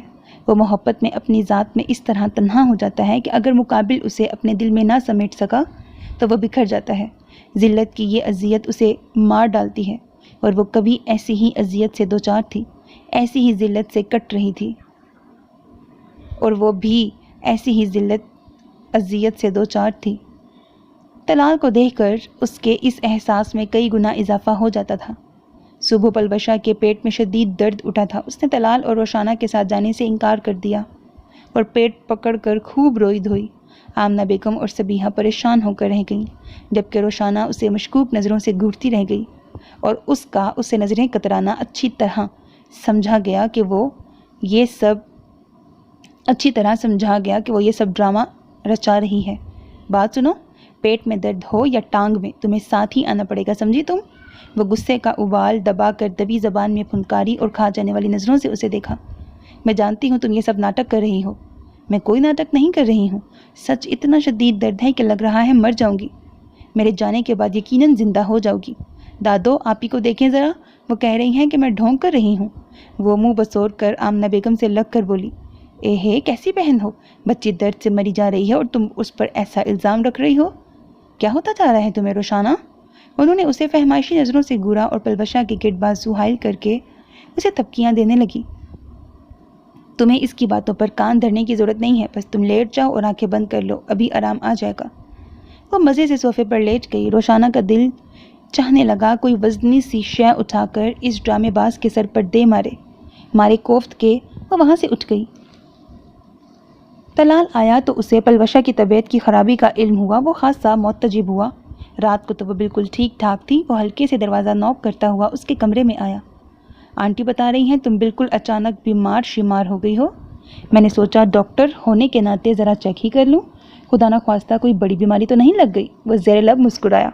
پلوشا اس کی نظروں پر جھینپ کر رہ گئی اور اٹھ کر بیٹھ گئی۔ بس یوں ہی اچانک پیٹ میں درد شروع ہو گیا ہے۔ اس کا لہجہ کھسیایا ہوا تھا۔ ہاں بالکل، پیٹ کا درد اچانک ہی اٹھتا ہے۔ یہ کوئی اتنی بڑی اور خطرناک بیماری نہیں ہے کہ تم 1-1.5 گھنٹے کا سفر نہ کر سکو۔ وہ کرسی کھینچ کر بیٹھ گیا۔ بات یہ ہے طلال بھائی کہ میں ہوائی جہاز کے سفر سے ڈرتی ہوں، دادی کی طرح۔ وہ جھیپی بولی۔ کیا؟ وہ ابرو اچکا کر اسے گھورتا رہ گیا۔ وہ مسکین سی شکل بنا کر سر جھکا گئی۔ بہانہ بھی تو کوئی ڈھنگ کا بناتی جس پر لوگ خیر۔ وہ ایک ٹھنڈی سانس کھینچ کر رہ گیا۔ پلوشا کی بچی، کان کھول کر سن لو، اگر تم ساتھ نہیں آؤ گی تو میں بھی اس شخص کے ساتھ ہرگز اکیلے نہیں جاؤں گی۔ پہلے ہی دادی اور پاپا کی وجہ سے اس شخص کو برداشت کر رہی ہوں۔ روشانہ دروازہ کھول کر اندر آئی تھی۔ اس پر ایسی جھنجھلاہٹ سوار تھی کہ اس نے دیکھا ہی نہیں کہ طلال کمرے میں موجود ہے۔ پلوشا نے سٹ پٹا کر طلال کی طرف دیکھا جس کے چہرے کے زاویوں میں یکلخت کھنچاؤ آ گیا تھا۔ میرا دل چاہتا ہے خود کو بھی شوٹ کر دوں اور اس شخص کو بھی گولی دے ماروں۔ وہ اسی جھنجھلاہٹ اور جھلسے انداز میں اپنی وارڈروب کھول کر کپڑے ادھر ادھر کرنے لگی۔ خود کو شوٹ کر دینے کی حد تک تو فیصلہ درست ہی ہے، بلکہ دانشمندانہ بھی ہے۔ البتہ میرے قتل کا ارادہ ملتوی کر دو، چونکہ میرا ابھی مرنے کا کوئی ارادہ نہیں ہے۔ وہ کرسی دھکیل کر اٹھتا ہوا بولا۔ وہ دھک سے رہ گئی۔ اس کا ہاتھ ہینگر پر ٹھٹک کر رہ گیا۔ چاہنے کے باوجود وہ گردن موڑ کر اس کی طرف نہ دیکھ سکی۔ اس کے تو گمان میں بھی نہ تھا کہ وہ اس کمرے میں موجود ہے۔ مجھے ابھی زندہ رہنا ہے اور بہت کچھ کرنا ہے۔ اس کا لہجہ دھیما مگر تپا سا تھا۔ پلوشا سخت ملول اور افسوس سے روشانہ کی طرف دیکھ کر رہ گئی۔ اس عقل کی اندھی پر اسے بھر بھر کر رونا آیا۔ آپ کے پاس یقیناً بہت کچھ کرنے کو ہے، مگر میرے پاس کرنے کو شاید کچھ نہیں رہا۔ ایسی دھوکے باز مکروہ فریبی دنیا میں زندہ رہنا کسی عذاب سے کم نہیں ہے میرے لیے۔ وہ اپنی کھسیاہٹ غصے میں بدل کر چیخی اور ہینگر کیا ہوا سوٹ رول بنا کر وارڈروب کے اندر پھینک کر دروازہ بند کر دیا۔ اور کان کھول کر سن لیں، میں ہرگز آپ کے ساتھ کہیں نہیں جا رہی ہوں۔ تلملاہٹیں عروج پر تھیں۔ وہ لگے ہاتھوں یہ دھواں نکال گئی اور پلٹ کر دروازے کی طرف بڑھ گئی۔ مجبوری ہے، میں امی سے وعدہ کر کے آیا ہوں، سو تمہیں لے کر جانا ہی پڑے گا۔ اس نے جھٹکے سے اس کی کلائی پکڑ لی۔ اس جھٹکے پر وہ ذرا سا لڑکھڑائی اور دیوار سے جا لگی۔ 10-15 منٹوں کے اندر سامان کی پیکنگ کر لو، میں ٹکٹ لے کر آیا ہوں اور مزید بحث سننے کا میں عادی نہیں ہوں۔ اس نے تپتی نظروں سے گھورتے ہوئے جیب سے ٹکٹ نکال کے اس کے آگے لہرائے۔ یہ مفت کے نہیں ہیں، ان پر پیسہ خرچ ہوا ہے۔ روشانہ کا دل چاہا اس ذلت اور سبکی پر اس کا منہ نوچ لے۔ بہت دکھ ہو رہا ہے روپیہ پیسہ خرچ کرنے پر، تو مجھ سے لے لیں اس کی قیمت۔ اس نے جھلس کر اس کے ہاتھ سے ٹکٹ جھپٹنے کی کوشش کی، مگر وہ قطعی چوکنا تھا، سرعت کے ساتھ پیچھے کر گیا۔ قیمت تو میں تم سے ضرور وصول کروں گا، مگر ابھی نہیں، وقت آنے پر۔ وہ زیر لب مسکرایا اور بھووں کی ہلکی سی جنبش کے ساتھ اس کی بھیگی آنکھوں کو بغور دیکھا۔ وہ اعصاب شکن احساس کے ساتھ دیوار سے لگی کھڑی رہ گئی۔ دل چاہ رہا تھا اس کی یہ حسین مسکراہٹ نوچ لے، کپڑے پھاڑ دے اور دھکے دے کر نکال دے۔ اچانک وہ پلٹی اور بھاگتی ہوئی کمرے سے نکل گئی۔ وہ بے ساختہ ایک سانس بھر کر رہ گیا۔ میرا خیال ہے تمہاری بہن کے دماغ کے سارے سکریو ڈھیلے ہو گئے ہیں، انہیں ٹائٹ کرنے کی ضرورت ہے۔ وہ پلوشا کی طرف پلٹا جو ایک عجیب سے اس محلال کے ساتھ اسی کی طرف دیکھ رہی تھی۔ اس کی بات پر فوری رد عمل کے طور پر فقط ایک افسردہ سی سانس کھینچ کر رہ گئی۔ اس کے پاس کہنے کو بہت کچھ تھا مگر ایک جھجک مانے رہی۔ وہ کمرے سے باہر نکل گیا اور راہداری سے گزر کر لابی کی طرف جانے لگا کہ وہ اسے لابی کے پردے کے پاس کھڑی سڑ سڑ آنسو بہاتی دکھائی دی۔ رونے سے اس کا تراشیدہ بدن ہولے ہولے ہل رہا تھا۔ وہ بے ساختہ لب بھینچ کر اس کی پشت پر بکھرے سیاہ بالوں کے خوشنما آبشار کو گھورتا رہ گیا۔ آنکھوں میں رہا، دل میں اتر کر نہیں دیکھا۔ کشتی کے مسافر نے سمندر نہیں دیکھا۔ پتھر مجھے کہتا ہے میرا چاہنے والا، میں موم ہوں، اس نے مجھے چھو کر نہیں دیکھا۔ ایک خفیف سی سانس کھینچ کر وہ اس کے نزدیک چلا آیا اور نرمی سے اس کے گداز کندھے پر ہاتھ رکھا تو وہ جھٹکے سے پلٹی اور طلال کے دل پر چوٹ سی پڑی۔ سرخ سرخ متورم آنکھیں اس کے دل کو پگھلانے کو کافی تھیں۔ اس کے دل نے اسی پل اسے سمیٹ لینے کو اپنے پر پھیلانا چاہے مگر دوسرے پل وہ اس کمزور لمحے کی گرفت سے نکل آیا۔ جذبوں کی لگامیں کھینچ لیں، احساسات کی لو نیچے کر لی۔ رونے کا یہ پروگرام رخصتی کے لیے اٹھا رکھو، فی الحال میں تمہیں رخصت کرا کے نہیں لے جا رہا ہوں۔ اس کا لہجہ نیم استہزائیہ تھا۔ اس وقت بے شک جی بھر کر رو لینا، بلکہ ہم دونوں اکٹھے روئیں گے۔ وہ یوں ہنسا جیسے بے حد محظوظ ہو رہا ہو۔ روشانہ اسد کا دل اس کی اس بے مہری پر کٹ کٹ کر گرنے لگا۔ یہ شخص اسے اپنی سب سے بڑی شکست محسوس ہوا۔ زندگی میں کبھی خود کو اتنا بے وقت، بے بس اور بے اختیار محسوس نہیں کیا تھا جتنا آج اور اس وقت کر رہی تھی۔ سچ ہی کہتے ہیں دانا کہ وہ لوگ جو ہمارے بہت قریب ہوتے ہیں وہی لوگ دراصل ہماری زندگیوں کو الجھا دینے اور منتشر کر دینے کا سب سے زیادہ امکان رکھتے ہیں۔ سنو، میں 15-20 منٹوں میں آ رہا ہوں، ایک دو کام نپٹا کر۔ تم اس دوران اپنے سامان کی پیکنگ وغیرہ کر لو۔ اس کا لہجہ بظاہر دھیما تھا مگر اس میں ملائمت نام کو نہ تھی۔ ایک عجیب طرح کا تحکم تھا اس میں، سختی اور وارننگ تھی۔ یہ کہتا ہوا وہ اس کے چہرے سے نگاہیں ہٹا کر بڑے بڑے ڈگ بھرتا راہداری عبور کر گیا۔ کیا سمجھتا ہے یہ شخص خود کو؟ میں ہرگز نہیں جاؤں گی اس بے مہر، ظالم، جنگلی اور سفاک انسان کے ساتھ۔ وہ کمرے میں آئی اور دوپٹہ گلے سے کھینچ کر بیڈ پہ پھینکا اور وارڈروب سے کپڑے کھینچ کھینچ کر نکالنے لگی۔ پلوشا نے دیکھا وہ روتی جا رہی تھی اور سفری بیگ میں اپنی ضرورت کی چیزیں بھرتی جا رہی تھی۔ اس نے اپنی بے ساختہ مسکراہٹ کو چھپانے کے لیے رخ موڑ لیا، تاہم اس کا دل اس کے آنسو اور طلال کی اس صفاقی پر عجیب طرح کی اداسی محسوس کر رہا تھا۔ کاش یہ کام خوشگواری سے ہوتا، یہ سفر محبت اور یگانگت کا سفر ہوتا۔ طلال کوئی 15 منٹ بعد آیا تو وہ سڑ سڑ کرتی تمام پیکنگ کر چکی تھی۔ کپڑے بدل کر سیاہ چادر اوڑھے لابی کے صوفے پر یوں بیٹھی تھی جیسے قتل گاہ پر جانے کے لیے مجرم تیار بیٹھا ہو۔ وہ اپنی بے ساختہ مسکراہٹ کو نہ روک سکا تھا۔ سبیحہ دبی دبی زبان میں اسے ہدایتوں سے نواز رہی تھیں جسے وہ بے دلی اور بیزاری سے سن رہی تھی۔ اسے دیکھ کر وہ بیگ اٹھا کر کھڑی ہو گئی۔ اتنی جلدی بھی نہیں ہے، اطمینان سے بیٹھو، چائے وائے پی کر پھر نکلتے ہیں۔ وہ ہاتھ اٹھا کر کہتا صوفے پر اطمینان سے پھیل کے بیٹھ گیا۔ وہ سر سے پیر تک آگ بگولا ہو کے رہ گئی۔ وہ جانتی تھی یہ شخص اسے جلا جلا کر سلگا سلگا کر مار دینا چاہتا ہے۔ وہ بیٹھا آمنہ بیگم سے باتیں کرنے میں مصروف ہو گیا۔ پروین اسے چائے دے گئی تو وہ اس کی ہلکی ہلکی چسکیاں بھرنے لگا، گویا اسے کوئی جلدی نہ تھی۔ چاہتوں کے لیے ہم دعا تو کریں، عین ممکن ہے کہ بات آگے بڑھے، ابتدا تو کریں۔ وہ جو سنتا نہیں اب کسی بات کو، پیار کی بات شاید وہ سن لے کبھی۔ سوچتے سوچتے ہم تو مر جائیں گے۔ بات کہنی ہے جو ہم کہا تو کریں، ابتدا تو کریں۔ اس نے کوئی چوتھی بار مصطفیٰ خان کے نمبر ڈائل کیے مگر اب کے لائن ڈسکنیکٹ نہ کی اور اپنی ساری ہمتیں مجتمع وہ کرنے لگی۔ تیسری بیل پر اس کی خوبصورت گمبھیر آواز ایئر پیس پر ابھری تھی۔ مصطفیٰ خان اسپیکنگ۔ ہیلو، پلیز کون؟ وہ مسلسل خاموشی پر ذرا جھنجھلایا، تب وہ آہستگی سے بولی، میں لالا رخ بول رہی ہوں، کیسے ہیں آپ؟ فقط یہ چند الفاظ کہنا اسے دنیا کا مشکل ترین کام لگا تھا۔ وہ بے اختیار ایک گہرا سانس کھینچ کر رہ گیا۔ حمزہ دراصل آپ سے بات کرنا چاہ رہا تھا۔ اس کی خاموشی پر دل گرفتہ ہو کر اپنے فون کرنے کی وضاحت دینے کی کوشش کرنے لگی۔ تو بات کراؤ۔ اس کا لہجہ سپاٹ اور بے مہر تھا۔ لالا رخ دل گرفتگی سے ریسیور کو دیکھ کر رہ گئی، پھر بولی، مورے کیسی ہیں؟ ویسے ہی ہیں جیسے تم چھوڑ کے گئی تھی، وہ عام سے لہجے میں بولا۔ ان کا فون آیا تھا مگر میری بات نہ ہو سکی۔ میں شاور لے رہی تھی اور حمزہ کو بھی ہنا اپنے ساتھ لے گئی تھی۔ وہ محض بات بڑھانے کی غرض سے بولی۔ اس کی آواز سن کر اس کا دل اسی مانوس خواہش کے تلاطم میں بہنے لگا تھا۔ اس کی بے مہری بیگانگی کو سہنا اسے ذلت امیز نہیں لگ رہا تھا، بلکہ اس کی کشش الفت کو کچھ اور رواں کر رہا تھا، اس کے جذبوں میں تندی اور محبت کے دریا میں روانی لا رہا تھا۔ اس نے سوچا اگر وہ ٹھٹک گئی، حوصلہ توڑ گئی اور اس کی بے مہری سے بکھر گئی تو پھر خود کو کبھی نہ جوڑ پائے گی، یہ فاصلے کبھی نہ سمیٹ پائے گی۔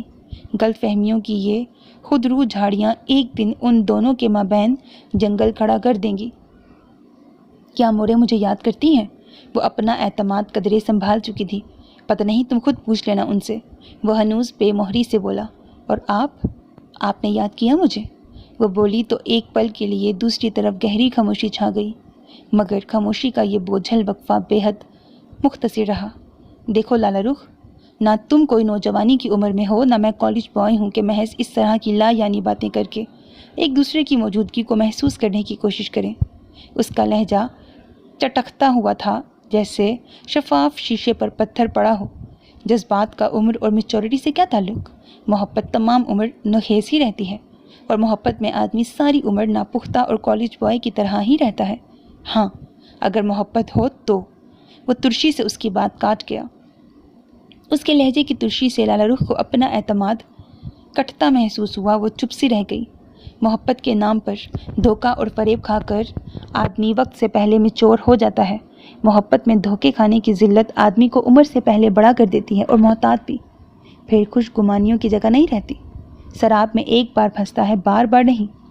آپ تو مجھے جاننے کا دعویٰ کرتے تھے مصطفیٰ خان، پھر یہ باتیں، یہ اتنی بدگمانیاں کیسے گھر کر گئیں آپ کے دل میں؟ اس ضرب پر اسے اپنی توانائیاں بکھرتی محسوس ہوئیں۔ دعویٰ؟ ہاں، ایسے تو اور بھی بہت سے دعوے کیے تھے۔ اس وقت شاید میں تمہیں اپنے دل کی آنکھوں سے دیکھتا آیا تھا۔ میرے ارد گرد میری محبت کی روشنی پھیلی ہوئی تھی، جس میں تمہارا وجود بہت اجلا اور روشن دکھائی دیتا تھا۔ مگر جب وقت اور حالات کی نظر سے میں نے دیکھنا شروع کیا تو مجھے پتہ چلا کہ میں تو مسلسل اندھیرے کا سفر کر رہا ہوں، جہاں روشنی تو کیا، ایک دل دوست تاریک خلا کے سوا کچھ نہیں ہے۔ وہ سب میری اپنی ہی نظر اور دل کا قصور تھا۔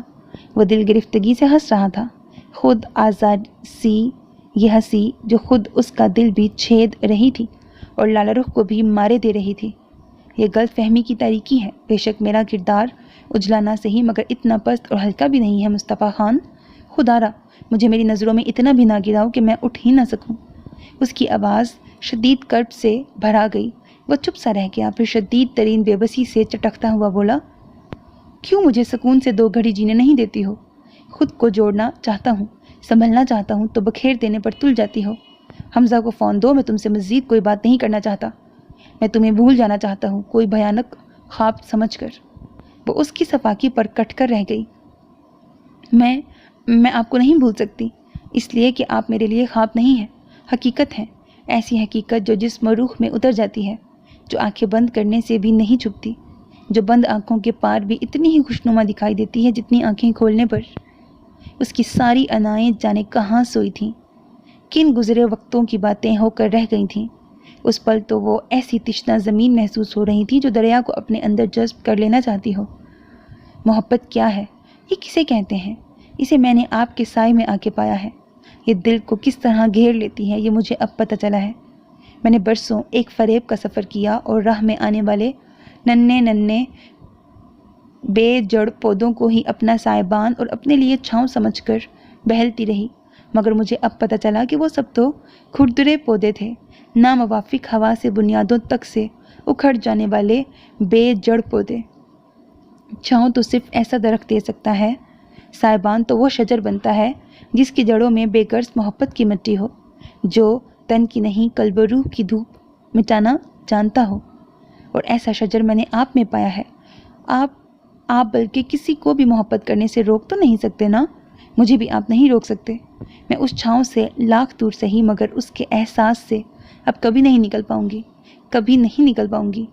وہ آنسو پیتی حمزہ کو ریسیور تھما کر خود فرش پر ایک کونے میں بیٹھ کر دونوں ہاتھوں میں چہرہ چھپا کر پھوٹ پھوٹ کر رو پڑی۔ مصطفیٰ خان ریسیور تھامے کتنی دیر گمسم بیٹھا رہ گیا۔ اسے اپنے اعصاب پر شدید دباؤ بڑھتا محسوس ہو رہا تھا۔ ریسیور پر اس کی انگلیوں کی گرفت اتنی سخت ہو گئی تھی کہ لگنے لگا ابھی ریسیور درمیان سے چٹک کر 2 ٹکڑوں میں تقسیم ہو جائے گا۔ یہ سارے الفاظ اس کے لیے شدید قسم کے ذہنی آزار کے سوا کچھ نہیں تھے۔ ان جملوں کو سننے کے لیے اس نے انتظار کا ایک طویل سفر کیا تھا۔ ہر لمحہ اس کی سماعت منتظر رہی۔ دل ان جملوں کی آہٹ سننے کے لیے ہمدن گوش رہا۔ صبر کے کتنے جام پیے تھے، کتنے کڑے لمحوں کا زہر چپ چاپ پی لیا تھا، صرف ان چند جملوں کو سننے کی خاطر۔ مگر اب جب کہ اس کے لیے یہ اعتراف سوائے اذیت اور تکلیف دہ ہونے کے کچھ نہ رہا تھا، وہ یہ ضرب لگا رہی تھی، ان چوٹوں سے اسے زخمی کر رہی تھی۔ حقیقت جب تمام تر صفاکی کے ساتھ اس کی آنکھوں کے سامنے تھی تو وہ کیوں کر اس سراب سے بہل جاتا؟ اسے یہ سب اس کا مکر لگ رہا تھا، اپنے بچاؤ کی تدبیر محسوس ہو رہی تھی۔ اب وہ سراب سے بہلنا نہیں چاہتا تھا، کسی دھوکے میں زندگی نہیں گزارنا چاہتا تھا، وہ ایک ہی بار مر جانا چاہتا تھا۔ بار بار مرنے کے عمل نے اسے توڑ پھوڑ کر رکھ دیا تھا۔ شکستگی موت سے کہیں زیادہ تکلیف دہ اور اذیت امیز ہوتی ہے۔ اسے پہلی بار پتہ چلا کہ مرنا آسان ہے، مگر مر کے زندہ رہنا اور زندہ رہتے ہوئے بار بار مرنا کتنا مشکل ہے۔ اسے لگا اس کے ذہن کی تنابیں چٹکتی جا رہی ہیں، مگر دوسرے پل حمزہ کی معصوم بے تابانہ آواز نے اس کے دل میں امڑتے غم و غصے کی لہروں کو جیسے ٹھنڈے میٹھے ساحل پر پٹکا تھا، اور وہ ٹھنڈی ریت میں جذب ہو گئیں۔ پاپا، ہاں پاپا کی جان، کیسے ہو؟ اس کے لہجے میں سارے جہان کی حلاوت اور محبت سمٹ آئی۔ حمزہ کی معصوم میٹھی آواز کے سحر نے اس کا دل جکڑ لیا۔ وہ اس سے باتیں کرنے لگا، اس کی معصوم باتوں کو سننے لگا۔ اس شدید حبس اور گھٹن میں ایک ہی دریچہ کھلا معلوم ہوتا تھا، جہاں سے زندہ رہنے کے لیے ٹھنڈے جھونکے مل جاتے تھے، ورنہ تو اس کا خیال تھا وہ شاید ایک زندان میں قید ہو چکا ہے۔ نہ نکلنے کا کوئی راستہ ہے، نہ پلٹنے کی کوئی راہ، ہر طرف صرف گھور اندھیرا۔ تقدیر کی اس ستم ظریفی پر اسے کبھی کبھی شدید تاؤ آنے لگتا تھا، اور کبھی کبھی اپنی سادہ لوہی پر ماتم کرنے کو دل چاہتا۔ پاپا، مما رو رہی ہیں۔ حمزہ ایک کونے میں بیٹھی سسکیاں بھرتی لالا رخ کو دیکھ کر بولا۔ انہیں کہو مت روئیں، بھلا رلانے والے بھی روتے ہیں، انا پرور جفا پیشہ بھی آنسو بہاتے ہیں۔ وہ زہر کھندی سے بولا، مگر حمزہ کا معصوم ذہن نہ اس کے لہجے کی تڑپ اذیت کو محسوس کر سکتا تھا، نہ اس کی خود آزاری کو جان سکتا تھا۔ افسردگی تھی کہ روح و جان میں کوڑے کی طرح لگ رہی تھی۔ اس کا دل چاہنے لگا حمزہ کو اپنے سینے سے لگا لے اور خود اس کے ننھے وجود میں چھپ جائے، اس فریبی دھوکے باز دنیا سے نظریں چرا کر اس معصوم بے غرض پاکیزہ وجود میں خود کو چھپا لے۔ اس نے شدید بے بسی محسوس کرتے ہوئے ریسیور رکھ دیا اور آفس کی ریوالونگ چیئر پر سر ٹکا کر خود کو ڈھیلا چھوڑ کر آنکھیں بند کر لیں۔ کچھ دیر یوں ہی آنکھیں موندے رہا اور خود کو پرسکون کرنے کی کوشش کرنے لگا، مگر لگ رہا تھا جیسے اب سکون زندگی سے ہی اٹھ گیا ہو، اب وہ کبھی سکون اور آسودگی محسوس نہ کر سکے گا۔ وہ آفس سے نکل آیا اور گاڑی کی بجائے ٹراؤزر کی جیبوں میں ہاتھ پھنسائے پیدل چلتا ہوا پارکنگ ایریا سے نکل کر سڑک کے فٹ پاتھ پر چلنے لگا۔ صاف ستھرا فٹ پاتھ سنسان تھا۔ اس کے ایک طرف لامتناہی پہاڑوں کا سلسلہ تھا جو بہت خوشنما معلوم ہوتا تھا۔ دھوپ چھاؤں کا موسم تھا، ہوا میں بھی تازگی کا احساس تھا، مگر اس کے دل میں تو ایک ہی موسم ٹھہر گیا تھا، دھوپ کا، شدید حبس کا، کڑکتی تپش کا۔ وہ دھیرے دھیرے ٹہلتا ہوا اپنی سوچوں سے الجھتا ہوا خاصی دور نکل آیا۔ اچانک وہ ٹھٹک گیا۔ چائے کی چھوٹی سی دکان پر فل والیوم میں ریڈیو بج رہا تھا۔ اس سے نکلتی گانے کی آواز نے اس کے قدم جکڑے تھے۔ 100 بار چمن مہکا، 100 بار بہار آئی، دنیا کی وہی رونق، دل کی وہی تنہائی۔ دکان سے باہر چند چارپائیاں بچھی ہوئی تھیں جہاں دن بھر کے تھکے ہارے گاہک استراحت کے ساتھ چائے پیتے ہوئے خوش گپیوں میں مصروف تھے، اور یہ ریڈیو شاید گاہکوں کے لطف اندوز ہونے کے لیے ہی کھولا گیا تھا۔ ایک لہجہ بہے آنسو، ایک لہجہ ہنسی آئے، سیکھے ہیں نئے دل نے اندازے شکیب آئے۔ یکایک تھکن کا احساس بڑھ گیا تھا۔ وہ ایک خالی چارپائی پر بیٹھ گیا۔ چائے کھانے کا چھوٹا لپک کر آیا۔ کڑک چائے، خستہ پراٹھے، آلو پوری، کیا کھاؤ گے صاحب؟ وہ فراٹے سے رٹا ہوا سبق اس کے آگے بھی دہرانے لگا۔ اس نے مدھم مسکراہٹ کے ساتھ صرف اسٹرانگ سی چائے کا آرڈر دے دیا تھا۔ دیکھے ہیں بہت ہم نے ہنگامے محبت کے، آغاز بھی رسوائی، انجام بھی رسوائی۔ اسے لگا گانا اس کے دل کی حالت سے آگاہ ہو اور اسی کے لیے گانا گایا جا رہا ہو۔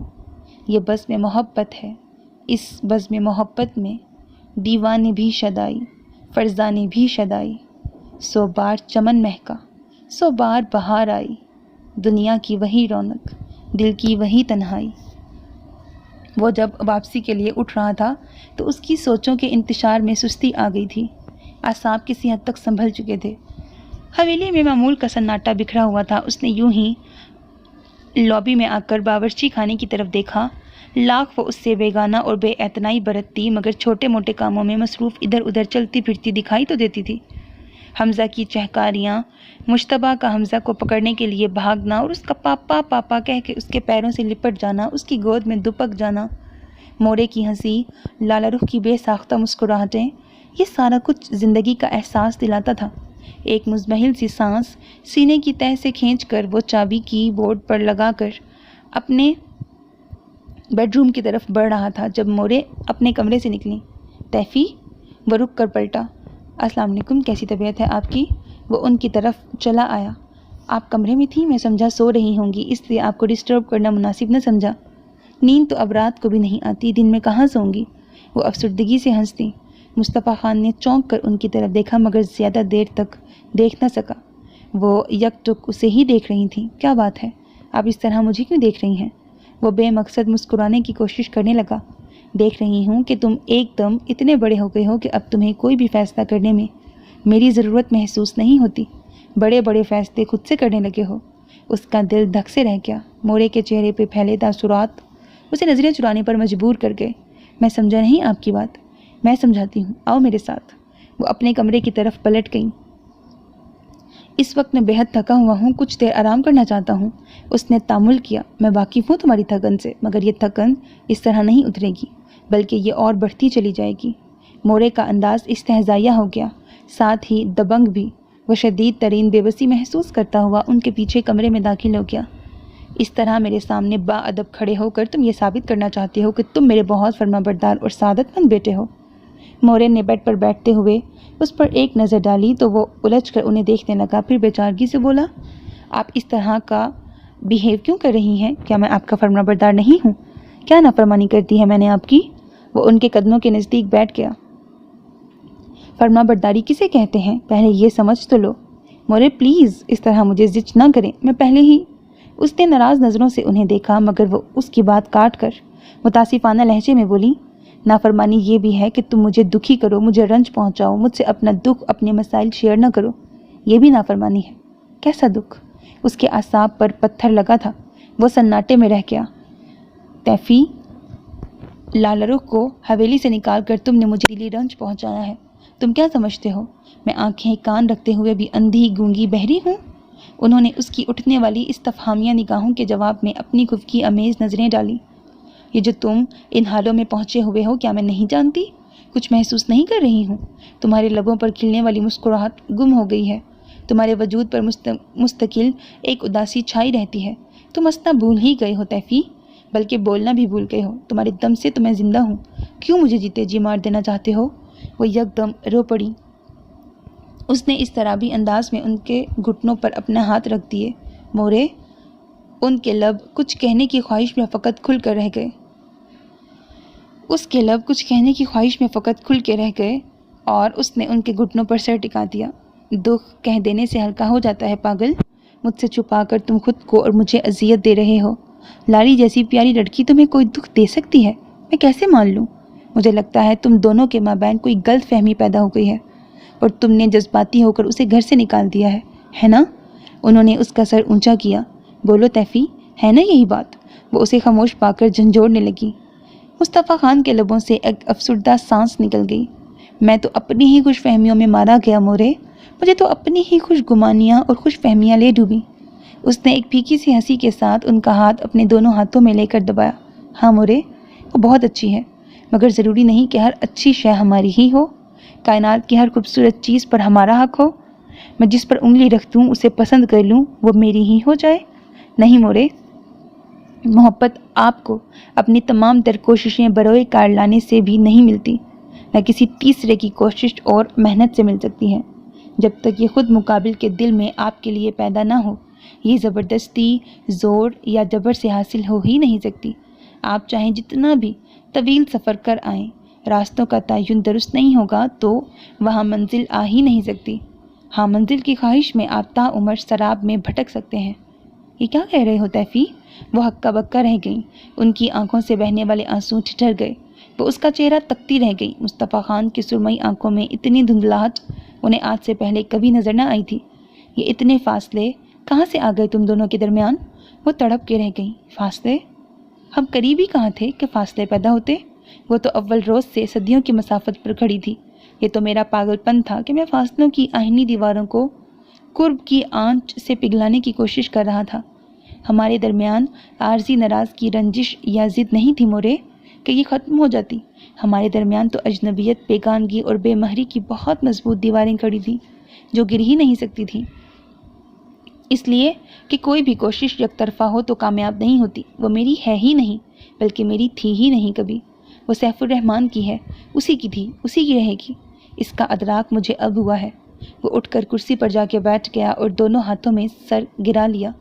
کمرے میں ایک وحشت ناک سناٹا چھا گیا۔ ایسا ہی سناٹا مورے کے دل کو بھی آنے واحد میں نچوڑ گیا تھا۔ اس دھچکے سے ان کی قوت گویائی سلب ہو گئی تھی۔ وہ ٹکر ٹکر مصطفیٰ خان کو دیکھتی رہ گئیں۔ یہی سب کچھ جاننا چاہتی تھی نا آپ؟ جان لیا؟ اس نے سر اٹھا کر متاسفانہ نظروں سے ان کی طرف دیکھا اور پھیکی سی ہنسی کے ساتھ سر جھٹکتا ہوا بولا، شروع سے لے کر آخر تک میں ہی قصوروار ہوں۔ پھر اسے کیا دوش دوں جب رشتہ ہی زور و جبر پر ہوا تھا؟ طلال نے میری خاطر اس پر دباؤ ڈالا تھا اور یوں وہ اس گھر میں آ تو گئی مگر میرے دل کی رونق نہ بڑھا سکی۔ ان دیواروں میں اجالے تو بھر گئی مگر میرے اندر کی تاریکی اور بڑھا گئی۔ اس میں اس کا کوئی قصور نہیں ہے۔ محبت کے حصول کے لیے صرف اس کو پا لینا ہی سب کچھ نہیں ہوتا جس سے آپ محبت کرتے ہیں۔ ایسے وجود کی اہمیت تو بے ثمر درخت کی مانند ہوتی ہے۔ محبت میں روح کا تعلق روح سے جڑنا، قلب کا تعلق قلب سے قائم ہونا شرط ہے۔ چپ ہو جاؤ طیفی، خدا کے لیے چپ ہو جاؤ ورنہ میرا یہ دل پھٹ جائے گا۔ وہ کرب سے چلائیں۔ ان کا چہرہ خطرناک حد تک سفید پڑ گیا تھا۔ انہوں نے اپنے سینے پہ ہاتھ رکھ لیا اور تکیے پر جھک گئیں۔ مصطفیٰ گھبرا کر کرسی سے جھٹکے سے اٹھا اور ان کی طرف لپکا۔ مورے، مورے! وہ تکیے پر سر رکھے روئے جا رہی تھیں۔ وہ سخت بے بسی اور لاچاری محسوس کر کے رہ گیا۔ یہ سب تم مجھے اب بتا رہے ہو؟ مجھے پہلے بتاتے، میں اسے روک لیتی، اسے منا لیتی، سمجھا لیتی مگر جانے نہ دیتی۔ عورت تو ایک نرم شاخ کی طرح ہوتی ہے طیفی، اسے پیار سے موڑ دو وہ مڑ جاتی ہے مگر سختی سے ٹوٹ جاتی ہے۔ وہ کوئی شو پیس نہیں ہے کہ اسے آپ یا میں زبردستی اپنے شوکیس میں ساری عمر کے لیے سجا کے رکھ دیں۔ اس نے لب بھینچ لیے اور سخت دل گرفتگی محسوس کرتے ہوئے بولا، اس طرح مت روئیے۔ میں اسی لیے آپ کو نہیں بتانا چاہ رہا تھا کہ آپ کو دکھ ہوتا۔ میں آپ کو دکھ دینا نہیں چاہتا تھا۔ مورے نے تڑپ کر اس کی طرف دیکھا۔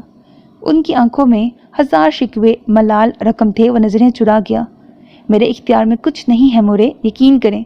میں نے زندگی میں اتنا بے بس خود کو کبھی محسوس نہیں کیا۔ اب اس نام نہاد رشتے کو ختم کر دینے کے سوا کوئی چارہ نہیں رہ گیا ہے۔ طیفی! وہ کمرے سے نکلنے لگا تو مورے نے تڑپ کر اسے پکارا، ایسا کوئی قدم اٹھانے سے پہلے میری موت کا انتظار ضرور کر لینا۔ ان کے لہجے میں ناراضگی، غصہ اور تحکم سبھی کچھ تھا۔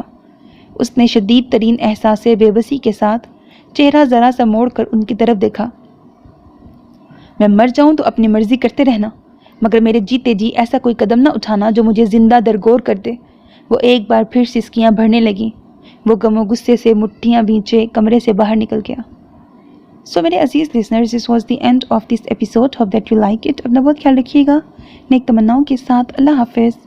And don't forget to subscribe to my channel because that's how you can encourage me. And that's the only kind of support and encouragement which I want from all of you. Allah Hafiz.